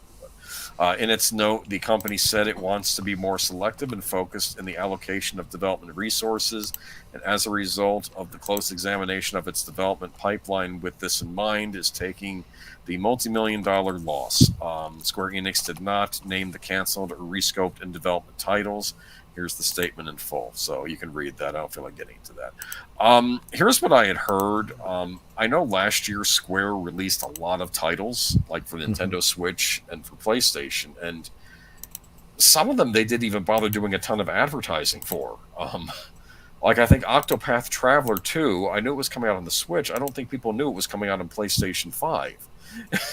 I mean, I feel like they've been doing a ton of these smaller RPGs, and I guess they were hoping they'd sell on word of mouth. People just said they just didn't see advertising for these games. I know they did a recent another game in the Final Fantasy VII series, reboot series they've been working on, but yeah, I don't know. They're not doing well. But yeah, it's just interesting though, because Square is one of the big game companies out there. They're up there with like Capcom and other companies, but yeah, they kind of took a hit. So I don't know what's going to happen with them going forward, but I don't know. Yeah. Okay. Well, moving on. Okay. Universal. Yeah. Okay. Okay. Universal Studios Orlando. New. Okay. I mean, this sounds like good news to me. Yeah, I don't think it's bad news. Universal, it's not surprising news, though, because we knew Donkey Kong was going to be coming. Okay. Right. Universal Orlando revealed new details about one of the most highly anticipated lands in its upcoming Epic Universe expansion park, its very own Super Nintendo World. Orlando's Super Nintendo World will be the company's second such attraction in the U.S. after the Universal Studios Hollywood attraction of the same name that opened early last year and has become widely popular. The Orlando's attraction Super Mario Land, Super Nintendo Land, will have the same features as the Hollywood attraction, including... Oh, I see. Super Mario Land is in Super Nintendo Land. Okay, we'll have the same features as the Hollywood attraction, including a real-life green pipe, Mount Beanpole, Peach's Castle, Piranha Plants, Goombas, spinning coins, question mark blocks, and Bowser's Castle, where guests can take spin on Mario Kart Bowser's Challenge. I have to say, I remember when I first seeing screenshots and video of the park, I did a double take, because I thought it was a game. And not realizing, oh no, wait, that's in real life. All those things, it's like all the game characters are there in real life. It kind of floored me when I first saw the images of this. One key difference: the Orlando version looks bigger, a benefit for guests not only in the fact that it has additional features, but because one drawback of the fan favorite Universal Hollywood attraction has been it's fairly small and gets crowded quickly. So with this new park, they can make it as big as they need to, I think. Among the new features is Yoshi's Adventure, which will make its U.S. debut at Epic Universe. Universal promises the family-friendly ride will provide guests of all ages with breathtaking views of Super Mario Land as they join Yoshi's and travel through the Mushroom Kingdom landscape in search of glowing eggs, encountering many familiar characters along the way. Any thoughts? I'm not the target audience for this, but let's move on. Okay, all right. Yoshi has a tongue, He Okay. flicks it out and eats things, and when he squats down, the thing he eats turns into an egg in his back. I'm sure Princess Peach really appreciates that about him. You stop. Also, Yoshi is a male, so how does he make eggs? Oh gosh. Let's okay, good point. In one of the Smash Brothers games, Snake from the Metal Gear Solid games was being briefed. That's like a serious, military style game, and he was being briefed, and they said, "Oh yeah, this character named Yoshi, and this creature named Yoshi, and apparently it makes eggs, but it's a male." And he's like, "What?" He didn't. I guess it'd be like the equivalent. He's not like a James Bond character, but like an espionage type character. Didn't understand what they were talking about. These I guess, weird yeah. Nintendo characters. Let's move on. At the edge of Super Mario Land, guests will discover an entrance to the second part of Epic Universe's Super Nintendo world, Donkey Kong Country. Promised is a lush tropical landscape from the video game series, complete with tall trees, waterfalls, and landmarks such as the Golden Temple. The chief attraction of the Donkey Kong Country will be a first-of-its-kind family coaster called Minecart Madness. In it, guests will hop into a minecart and careen through the jungle to help Donkey Kong and Diddy Kong protect the coveted golden banana. Universal says the attraction will utilize an unprecedented ride system, innovative technology, and a unique coaster design, and send riders on a thrilling adventure where they will experience the jaw-dropping maneuvers that they've seen in Donkey Kong and the minecarts perform in the video games. These include getting blasted out of a barrel, jumping over gaps while speeding along a rickety track. That sounds interesting, huh? It does sound like fun, yeah.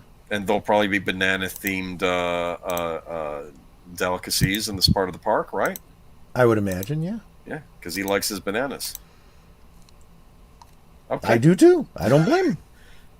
Maybe there'll be like a banana daiquiri you can buy too. I don't know. Oh, yeah. Oh, that would be good. Yes. Big news. Kind of still keeping with the gaming theme in a way, right?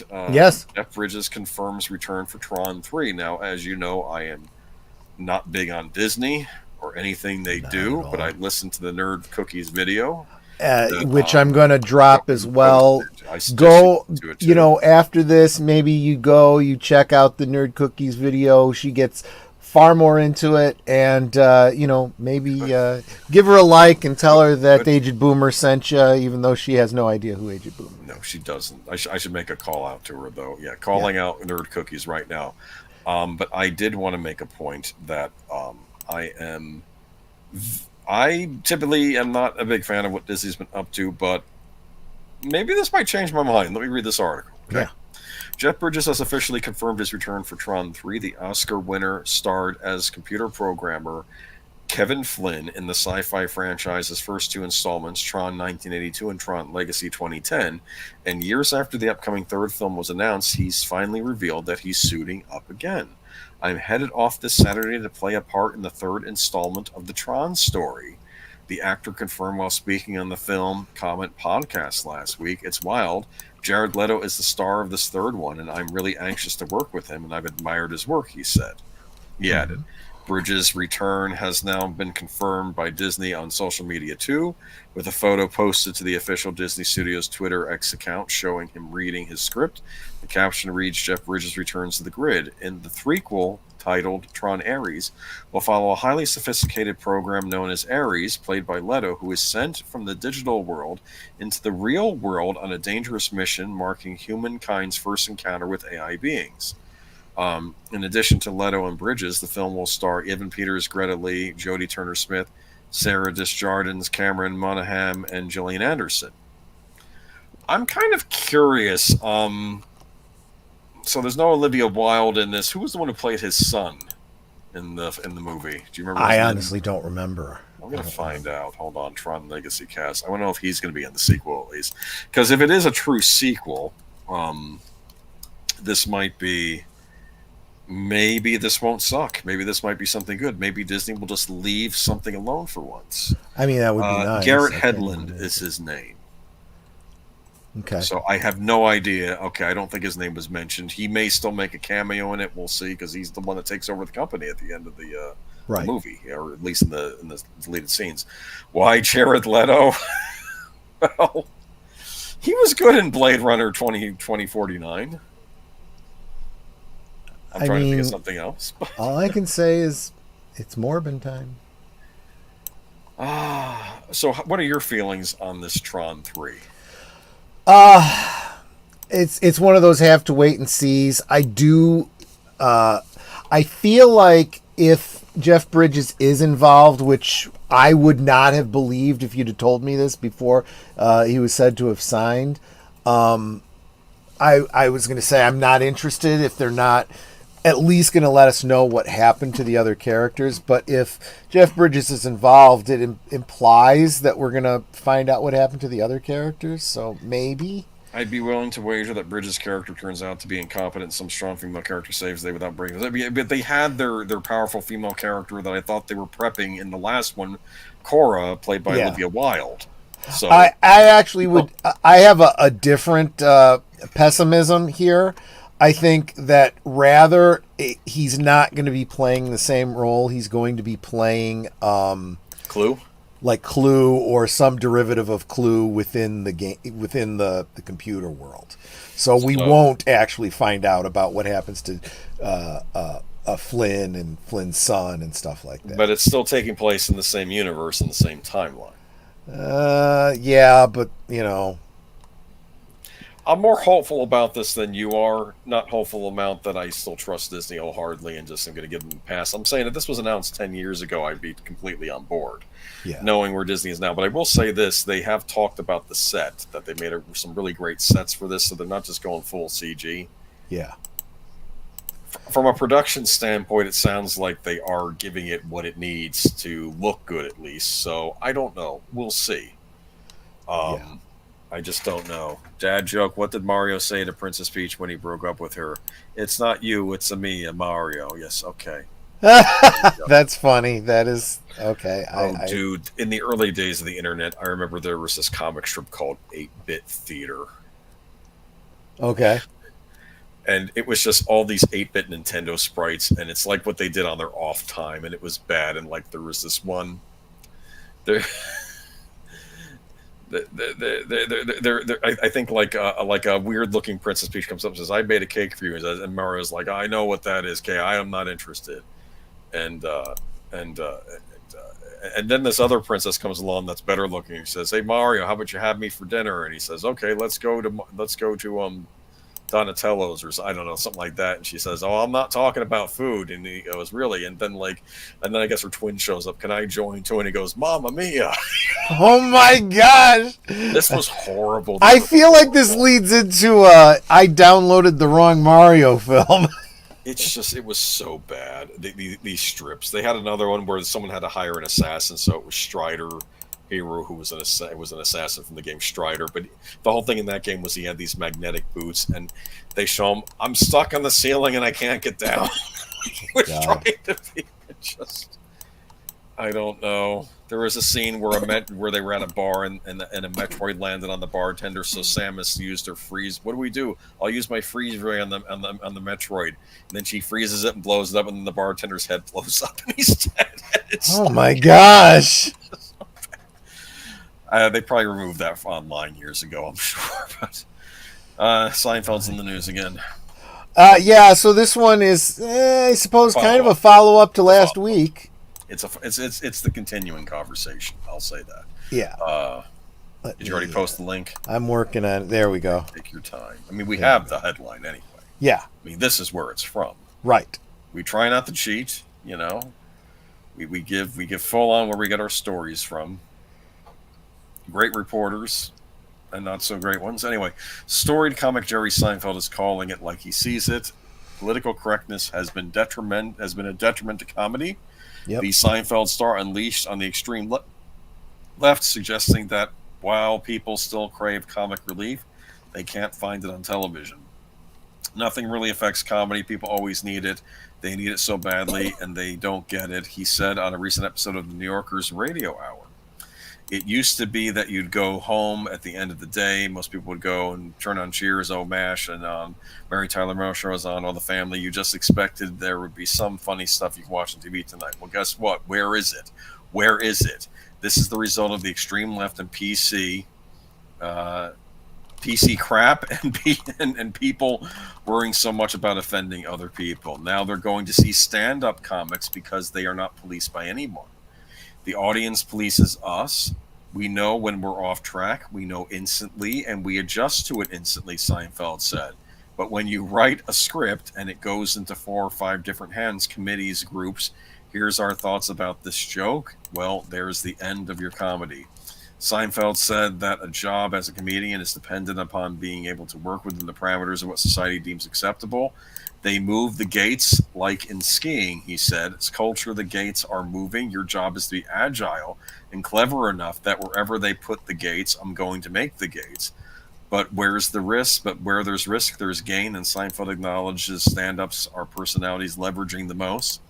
With certain comedians now, people are having fun with them stepping over the line and us all laughing about it, he said. But again, it's the stand-ups that really have the freedom to do it, because no one else gets the blame if it doesn't go down well. He or she can take all the blame themselves. It's interesting how he talks about the gate moving, and then people will yell at comics for jokes they told 10, 15 years ago, because the gates were in a different place at that point when they told that joke. Right. You know? Exactly. And it's just interesting that people are going to stand-up comics, because I think the stand-up comics can at least be honest and truthful in their own way of humor, you know. And of course, if the audience hisses or whatever, okay, maybe I crossed the line, let's move on and let's be adults, right? Yep. You know, some jokes don't always land, but it's interesting though that stand-up comedy is now sort of making a comeback, isn't it? I don't think. I mean, depends on what you mean by that, because I don't think anyone ever lost interest in it in the first place. You're right, it didn't. I keep thinking it did because they stopped going to the college campuses, but they just stopped going to the college campuses. That's what happened. People will seek it out where it is because they still enjoy it.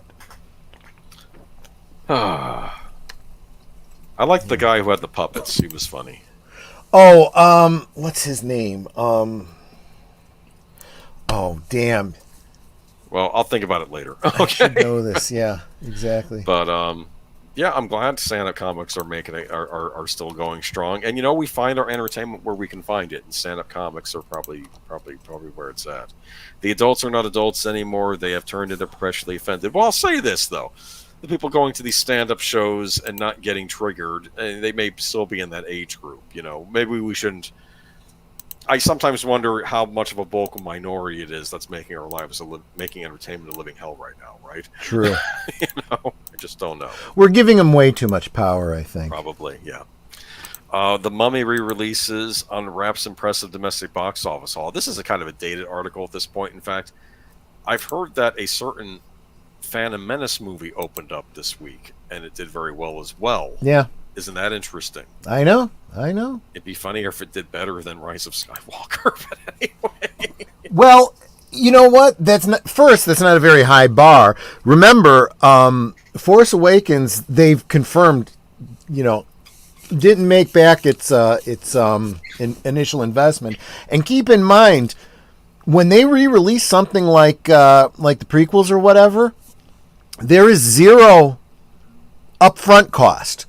It costs them nothing to put that out in the theater. It's pure profit. Yeah. The Mummy re-releases unwraps impressive domestic box office haul. Good on this. I actually was one of the people seeing this in the theater the other weekend. Some work people wanted to go see it again, so I figured, okay, why not? I like The Mummy. Let me see it on the big screen again. And it's weird because I remember back in the day, Phantom Menace opened up 1 week after The Mummy, and what do we have now? We have Phantom Menace opening up 1 week after The Mummy again. Right, So, exactly. the lean period that the box office has been experiencing in recent weeks, perhaps a side effect of last year's WGA and SAG-AFTRA strikes, has encouraged a string of re-releases of older classics. While Dune and Shrek 2 had a solid recent runs, not to mention the ongoing re-release of every live-action Spider-Man movie this past weekend saw a reissue of Ridley Scott's Alien and director Stephen Sommers' The Mummy, which is celebrating its 25th anniversary this year. Whether we like it or not, millennials are now old enough to revisit childhood favorites in theaters. Over 1,200 of them across North America played The Mummy this weekend. Originally released in 1999, the film grossed little over 1 million in 3 days, falling short of the 1.5 million that Alien made from 1,700 nationwide theaters, and then 1.4 million that Shrek 2 release had generated in its first 3 days of a couple weeks ago. The Mummy cumulative global gross now stands at 417 million, with 156 million coming from the domestic theaters. The film served as a reboot of the classic Universal's Monsters franchise and spawned 2 sequels and a spin-off before being rebooted itself several years later. We won't talk about that reboot. Awful. I was completely on board with it too. Did you know that? No, I didn't. said, no, okay. They're doing modern times. I know they're going to have a female mummy, but I figured, okay, they're basing this on Jewel of the Seven Stars. You know, this is going to be the because that was a female mummy, Bram Stoker story. And it's fine if you do it in modern times. You could do a mummy movie in modern times. And then it came out, and it was just terrible. Yeah. Because I had the feeling, because Tom Cruise usually did not pick stinkers. That's why I thought it was going to be good, and he was going to be headlining it. And just, no, it's terrible. The film also cemented Brendan Fraser, one of the biggest stars in the 1990s. Fraser experienced a bit of a career slump in the 2010s. I remember Furry Vengeance. Remember Furry Vengeance? Mm-hmm. That was when you knew his career hit something. Before his grand rebound a couple years ago with the Oscar-winning performance in Darren Aronofsky's The Whale. He reprised his role as the adventure Rick O'Connell in 2001's The Mummy Returns, which was an even bigger hit with $435 million global revenue. He also played Rick one last time in 2008's The Mummy, Tomb of the Dragon Emperor, directed by Rob Cohen. Do you remember The Mummy, Tomb of the Dragon Emperor? I've got it on DVD. I did watch it, yeah. Okay. It had Yeti in it. And it had, like, terracotta statues and Jet Li as, I guess, a Chinese mummy. Yep. Which didn't make... And Michelle Yeoh was in that. Speaking of the terracotta statues, the real world terracotta, exhibit was on display here in Chicago, and Netta and I went to see it. Yeah. Mm-hmm. Oh, that's incredible. Yep. I wasn't lucky enough to see that, and apparently in St. Petersburg, Florida, and I missed it when they had it, King Tut's tomb. Oh yeah. There, my parents went to see that. I missed out on that, but I did get to see the Mysteries of the Vatican exhibit. They'll do like a fancy exhibit every year. Yeah, I didn't see the King Tut exhibit. I don't think. Yeah. I don't think. But Chicago has a really good, permanently standing Egyptology exhibit where you get to walk through. A mock-up of the tombs and whatnot. I love that stuff. Look down into this mock-up with the real mummy at the bottom, the way it was actually found, and you're literally looking down into the tomb. It's really, really cool. Cool. I was all into the Egyptian stuff as a kid. Here we go. So let's get to Kevin Spacey. Oh, yeah. But this seems to be a theme week after week. Oscar-winning actor Kevin Spacey is firing back at new allegations of sexual harassment and assault from men, who will be featured as part of a documentary on British television that is due to be released next week.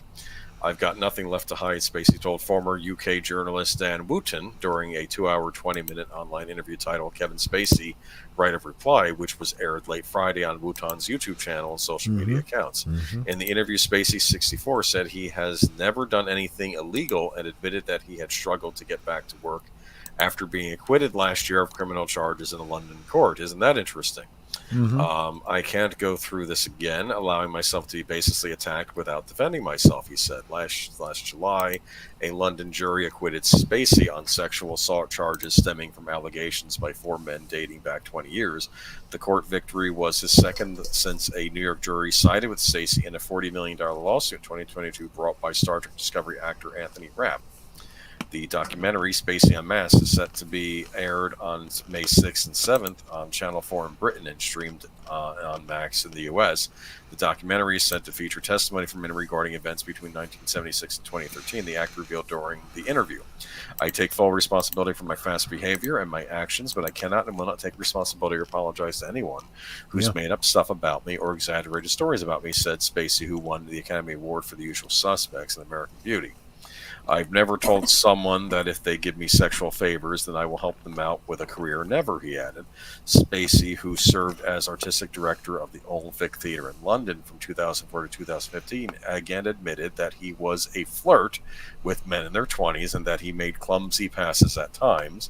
I've clearly hooked up with some men who thought they might get ahead in their careers by having a relationship with me, he said. But there was no conversation with me. It was all part of their plan, a plan that was always destined to fail because I wasn't in on the deal. The actor said in an interview that having his Hollywood career cut short hit him financially, but that returning to work in the past year has been both welcomed and challenging. At the time of the first allegation in 2017, Spacey was starring in Frank Underwood in the highly popular Netflix drama House of Cards. It was also the beginning of the Me Too movement. I have my own opinion about this right now. this is just my impression of this. It's sounding like he has been cleared of wrongdoing. I mean, he did sleep with these men, and I guess he was a closeted gay man. He didn't come out in public about him being gay. And maybe there was a thought that there might be career advancement. I don't think Stacey says he is saying he didn't know about this. This is almost sounding like, though, the reason why this company is putting out this report is that it contradicts a narrative in the Me Too movement. And you can't have that, because that's the only explanation I can have. He's been acquitted twice in this. So what are your thoughts? The fact is, I said this all through the Me Too thing. I said this last week about Weinstein, you know, and I'm going to say it about this too. We have an ideal that someone is innocent until proven guilty, right? And I should back up. I've said it about these sexual allegations. I've said it about O.J. Simpson. I've said it about Michael Jackson. I've said it about everybody. Whatever you accuse them of, you must prove it. I don't care what you think. I don't care what you believe. I don't care what you feel about these people. If you cannot prove it in a court of law, didn't happen. Not guilty. Okay? And, you know, I know that people will say blaming the victim. Fine.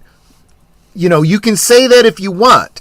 But I'm going to tell you, if you're the victim and you are going to come out about this, you need to do it. You need to do it immediately, and you need to bring the receipts. It's not a fun thing. It's not a good thing. It sucks because you are the victim, but guess what?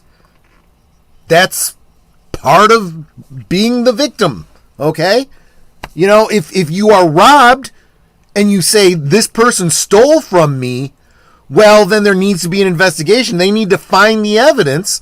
Otherwise, they're getting away scot-free. Sorry, pal. It sucks. They got away with it. Who was this actor on Star Trek he was referring to that brought the lawsuit? The one that played the engineer in this Star Trek Discovery. Oh, I know who you're talking about. Okay. Uh-huh. And it's like, look, and I'll tell you what he said is incredibly plausible. I'm sure, and it's not just, you know, gay men doing it with him. It's you know, women having done it with men for years, you know, thinking they can, you know, help them in their career. And I don't know, maybe in Hollywood, maybe some actors have that kind of influence and can do that. But the fact is, just because you assume that's the case doesn't necessarily mean it is. And like he said, if you know, that's what they thought and I wasn't in on it, well, I'm sorry. You know, you're throwing yourself at me. I'll take what you're offering, but I didn't have anything. I didn't have what you thought I had to offer in return, you know?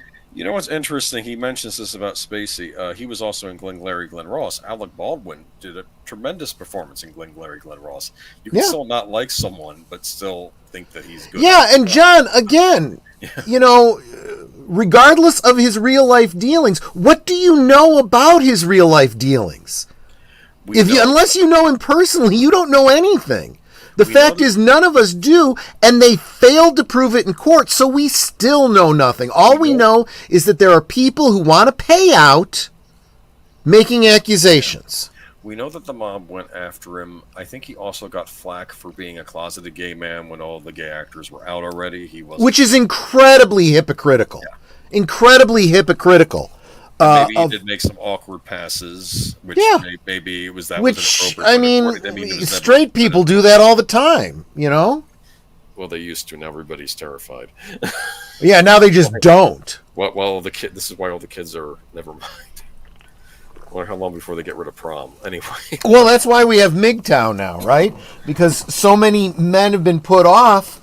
You know what? Nothing I do is going to be okay. I'm always going to get in trouble. So I'm not even going to bother. Well, you know? they too can paint with a broad brush too. I find, you know, I think we all. But when you see people getting their careers destroyed and their credibility destroyed by accusations, you know, you're like, it's not even worth it. I'm just not going to at all. Yeah. Prom still. I know Samuel Proctor. I'm just joking. I was kind No, of. he's predicting that someday it might not Maybe be. I could be wrong. No, who knows? Maybe the younger generation will decide. Well, I don't know. I mean, it might be that prom moves to the role playing games. You go to the Dungeons and Dragons prom. You know, Yikes. we've talked about that too. So that's the latest on this. Interesting though, but he does. Frankly though, I don't know why this is like tabloid stuff they're airing. Yeah. Because frankly, if he's been done that, okay, here we go. Dan Schneider is in the news again. Here we go. Here we go again. I have my own thoughts on this. Okay. Now, to be fair, there's the court of public opinion, then there's actual court, but all this. Okay, and battle producer Dan Schneider is fighting back against Quiet on the Set, Investigation Discovery's explosive limited series that promised to delve into the toxic and dangerous culture behind some of the most iconic kids television shows in the late 1900s and early 2000s. Filed in Los Angeles Superior Court on Wednesday, the lawsuit accused Warner Brothers, Maxine Productions, Sony Pictures, and producers Mary Robertson and Emma Schwartz of defamation. You can read the lawsuit here. After the series dropped, Schneider apologized for his behavior that was depicted in Quiet on the Set and vowed to hold himself accountable for how he acted on his Nickelodeon shows. He taped a 19-minute interview that was posted on YouTube in which he says, watching over the past few nights was very difficult. Me facing my past behaviors, some of which are embarrassing and I regret. I definitely owe some people a pretty strong apology. Now Schneider wants the series to be held accountable too. In the lawsuit, the one-time hitmaker called the series a hit job that destroyed his legacy and reputation. The limited series that was a ratings boon for Investigation Discovery did reveal how two child sexual abusers did work on his shows, dialogue coach Brian Peck and former production assistant Jason Handy, but Schneider claims in the suit that he had no knowledge of their abuse and was not complicit in their abuse. No doubt defendants will endeavor to obfuscate what this lawsuit is about by pointing to what they did get right, and Schneider will be the first to admit that some of what they said are true. The lawsuit states, at times he was blind to the pain that some of his behaviors caused certain colleagues, subordinates, and cast members. He'll be regretting and atone for this behavior the rest of his life, but one thing he is not, and the one thing that will forever mar his reputation, both past and present, is a child sexual abuser. Deadline has reached out to Warner Brothers and will update the story once the suitor responds. Snyder released a statement after filing the lawsuit. So you can read his statement too. It's basically the same stuff that was mentioned here. I want to mention something though in this lawsuit that I find a little bizarre though. I did watch this documentary series, and okay, Lydia Scenes wants to know how he acted. Okay, if you watch the series, apparently he was kind of a taskmaster boss, kind of abusive to his female employees too, or at least they said that he underpaid them and like rather demanding of them and all these other things, which apparently he's copping to. I don't think anything was a sexual nature. He did something to ask for massages, but he might have just been asking for a massage. I don't know that was necessarily. There's nothing in the documentary that I saw that accuses him of being involved with any of the child sexual abuse that was going on. Right. I think he was shocked by that as well when he found out about it. So I don't think that the documentary is doing what he says it is. Now, right. It's possible too that the court of public opinion is now just lumping him in with all the other See, stuff. and therein is the danger, right? Yeah. That, you know, a lot of people who haven't even seen this Quiet on Set take what little they know, confabulate, and assume. And first, that's absolutely wrong. Just like I said, the whole innocent till proven guilty thing. Yes. But the other thing, too, is to then react to those people and blame the show for it. If it's not actually in the show, you kind of can't blame them for, you know, people who didn't watch the show making crap up in their heads. So the only thing I can say that in his view, the show is insinuating that he was in on it. I'm saying that was not the take I got from the show. Right. Maybe it's a take he got from the show. Maybe it's a take others got from the show. And I guess we're going to find out what happens. But in fairness, what is the remedy for the situation he finds himself in? He takes the creators of this show to court, even though he has no likelihood of winning. They will defend themselves and say, well, we didn't say what you say we're saying.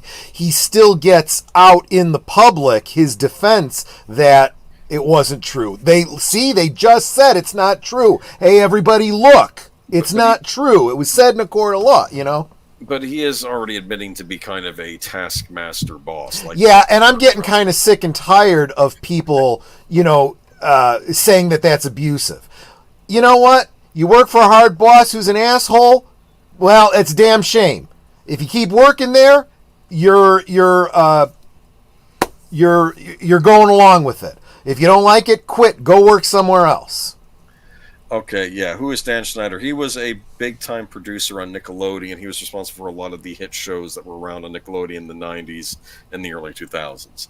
So, yeah, and the show is pretty merciless on him. I just don't think that it goes after him saying that he's I responsible for think the other that the creepy bigger stuff. thing is that, and this is a stretch, but I think a lot of people feel that you could make the argument that because it was on his watch, these things that other people did are his responsibility. So maybe the you can situation- decide whether to what degree you agree with that.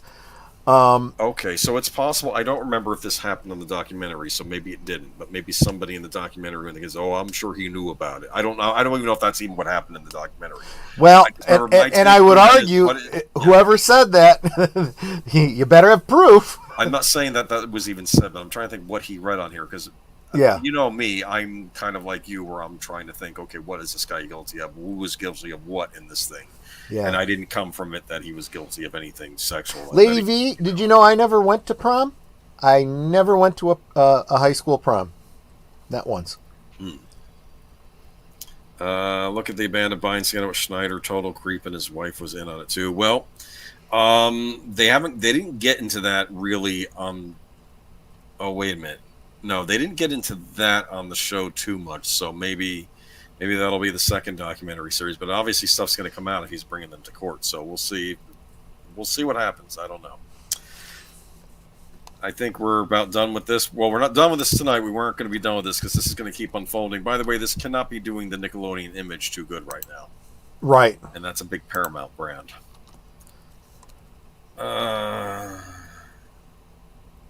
Cobra Kai finally end on a high note. You love that picture? That's a crazy one considering where the story is right now. So I don't know. Wait, is that from an earlier season or something? Probably. Okay. Yeah, it's not from. It wasn't one of the pictures from the latest season. Okay. But Okay. knowing them, they'll still be about at some point this season. They'll do something to piss each other off. I don't know. Maybe they're finally beyond that now. I feel like any fighting these two do with each other is the kind of fighting you and I do. You know, it's like there's no doubt these guys are friends now, but they're gonna bump heads from time to time. Yes. Here we go.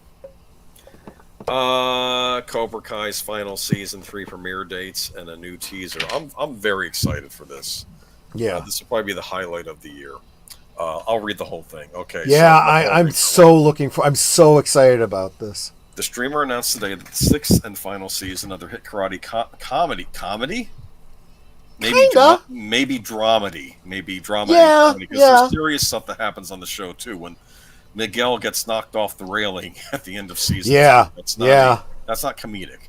Okay. Yeah, and there's some pretty violent fights in this too. Yeah. And that's the part where you feel bad for both parties, the kid who knocked him over and Miguel himself, you know. Right. Okay, Hit Karate Comedy will arrive in 3 parts, beginning with 5 episodes on Thursday, July 18th. Subsequent chapters will arrive on Thanksgiving Day, November 28th. And on an as-yet unspecified date in 2025, Netflix also debuted a teaser for Season 6, along with 8 first-look photos. The new season finds Daniel LaRusso, Ralph Macchio, and Johnny Lawrence, William Zabka, prepping their students for the prestigious Sakai I should know this since I watched the season. The fancy tournament in Japan that they were enrolled in. Though they defeated Terry Silver and his malicious Cobra Kai dojo in Season 2, that rivalry is poised to reignite in the final season. The new teaser reveals that sinister John Kreese has teamed up with Kim Dae-un to revive Cobra Kai just in time for the tournament, we're guessing. I liked her. Yeah. Yeah, me too. I thought she was kind of hot, actually, the evil karate lady. But yeah. Anyway, real quick, Bella Triggerfish says, "Funny, my name is Kai, spelled Kay. The title always makes me laugh out loud." I get that. Sure. That's cool.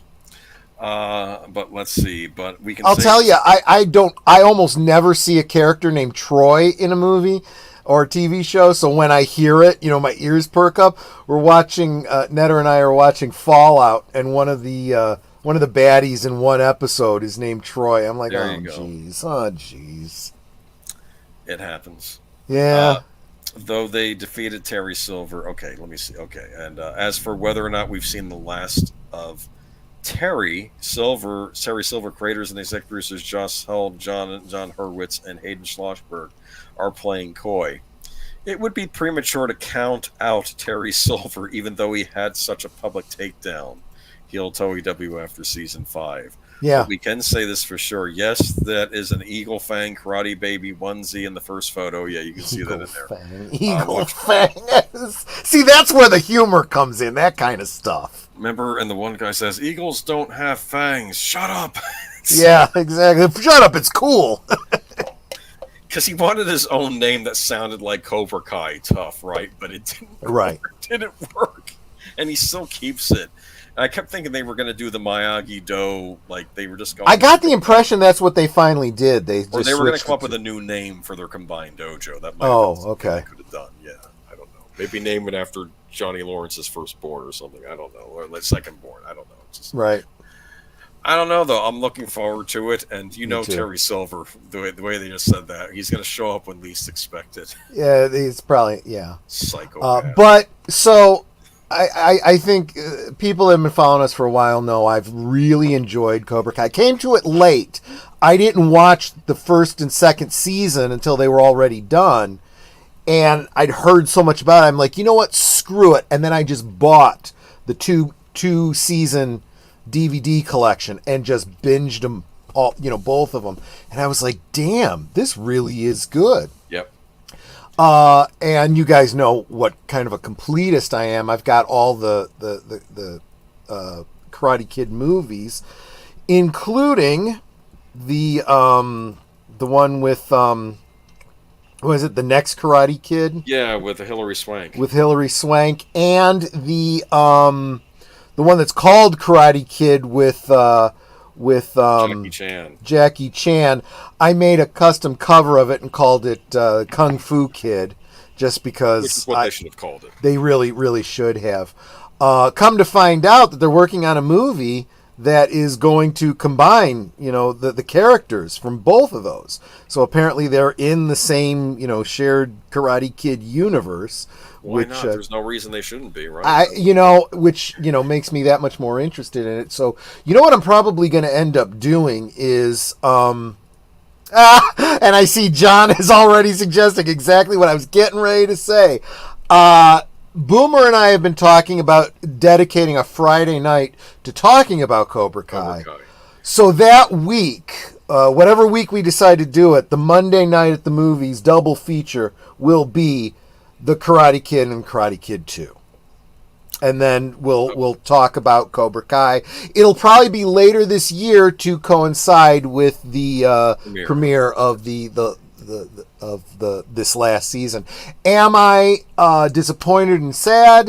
Well, let's put it this way. Yes, I'm sad that this is going to be the last season. It's coming to an end. I am not disappointed, though, because I do feel like as long as they are wrapping up their story, good. Go out on a high note. Don't beat the thing into the ground like so many series have done.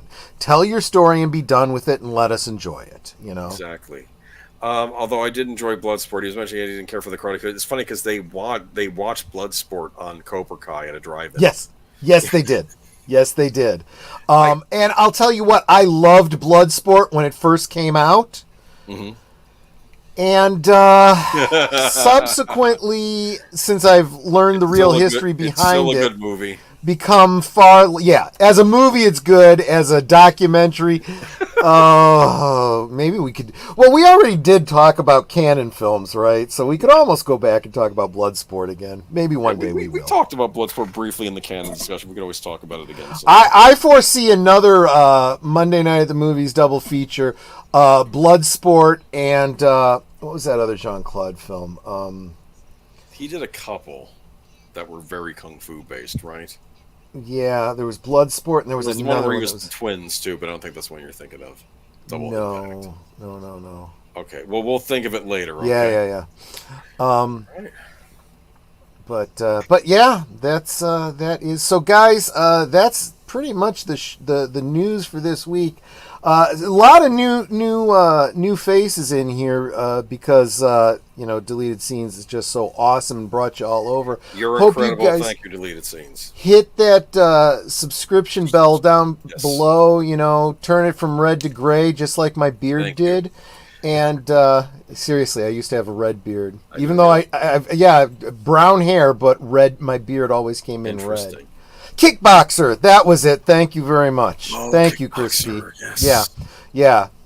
Bloodsport and Kickboxer double feature, and then on a Friday we'll talk about we'll talk about Jean-Claude and those Might as movies, well. specifically Kickboxer. and the Underrated history on it. actor. Yeah. Definitely Underrated a great action guy. We did in one of my earlier Monday night at the movies double features. I did feature a movie that was Jean-Claude's actual film debut. He was one of the background characters in the movie Breakin'.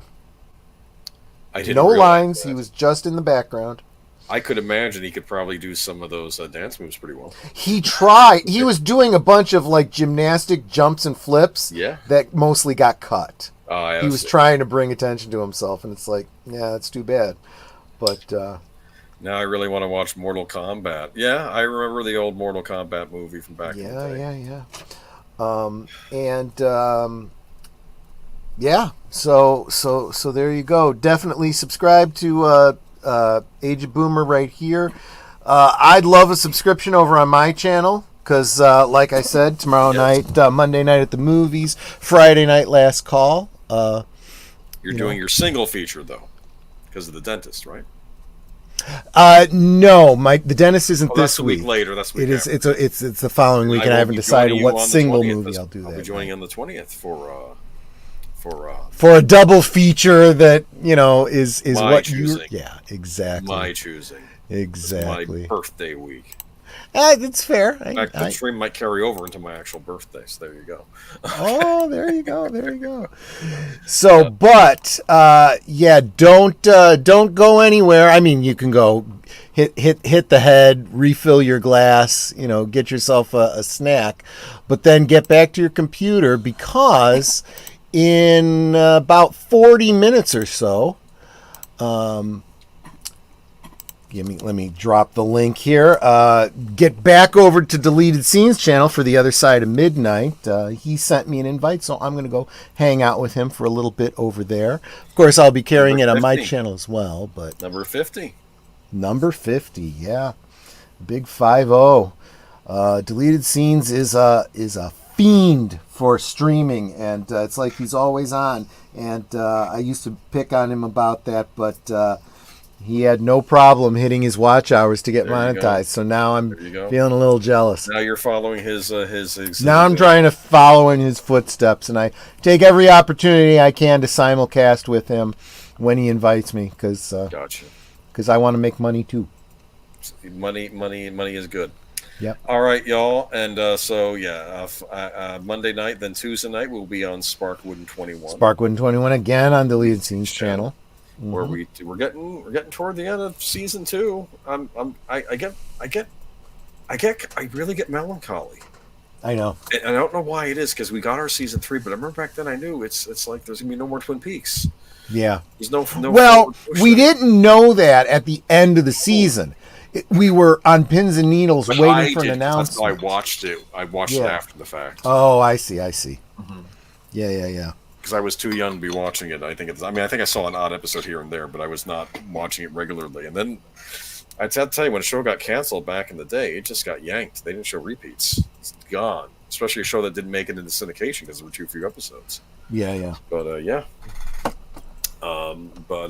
then nothing going on this Wednesday. Right. And then Thursday, those of you guys that were enjoying our conversation at the beginning of the show, make sure you join us on Netters Network on Thursday for her interview with Nicholas from Beyond the Hub podcast. Ooh. And you will want to, of course, then be subscribing to the Beyond the Hub podcast, because they do the ghost tracking and the I'll download a couple episodes and listen to it tomorrow. Exactly, and the cryptid investigations and so forth. Love that stuff. Definitely check that out. And then Friday. Yeah, I don't think we've talked about what we'll talk about on Friday. I have an idea I can talk about after the stream, unless you think of something better. Okay. No, that's great. So we'll get it figured out. And we'll let you guys know. Okay. All right, cool. Catch you later. And then Saturday, what we got going on? Oh, Saturday, Netters Network. It is the oh gosh, what's the name of the movie? The Descent. No, not The Descent. The Departed with Jack Nicholson and like a whole bunch of people. Yeah. Are you going to be doing The Descent? Maybe eventually. All right, that's interesting. Yeah, The Departed. Neither Netter nor myself have seen the movie before. Actually, I don't think Big Al has seen it either. So excellent performance by Jack Nicholson. It's his character was inspired by Artie Bulger, who was also played by Johnny Depp in the movie Black Mass. Okay. Irish gangster in the Boston area. Yeah. Okay, but. And that brings us back to Sunday, where you can catch the pre-show with deleted scenes, unscripted. It's all deleted scenes all the time on Sunday, with a little Geeky Geezer break in the middle. Yeah, Western cinema too. I think he does on Sunday. As well. Right. Exactly. And then that'll bring us up to Geeky Geezers next week. I'm not sure what we'll be talking about because the news hasn't happened yet. I don't know. I'll see how those Phantom Menace returns turned out. That might be a story. Exactly. All right. So I'll catch you all later. Be sure to tune in to Deleted Scenes tonight. All right. Take care, everyone. Bye-bye. Bye-bye.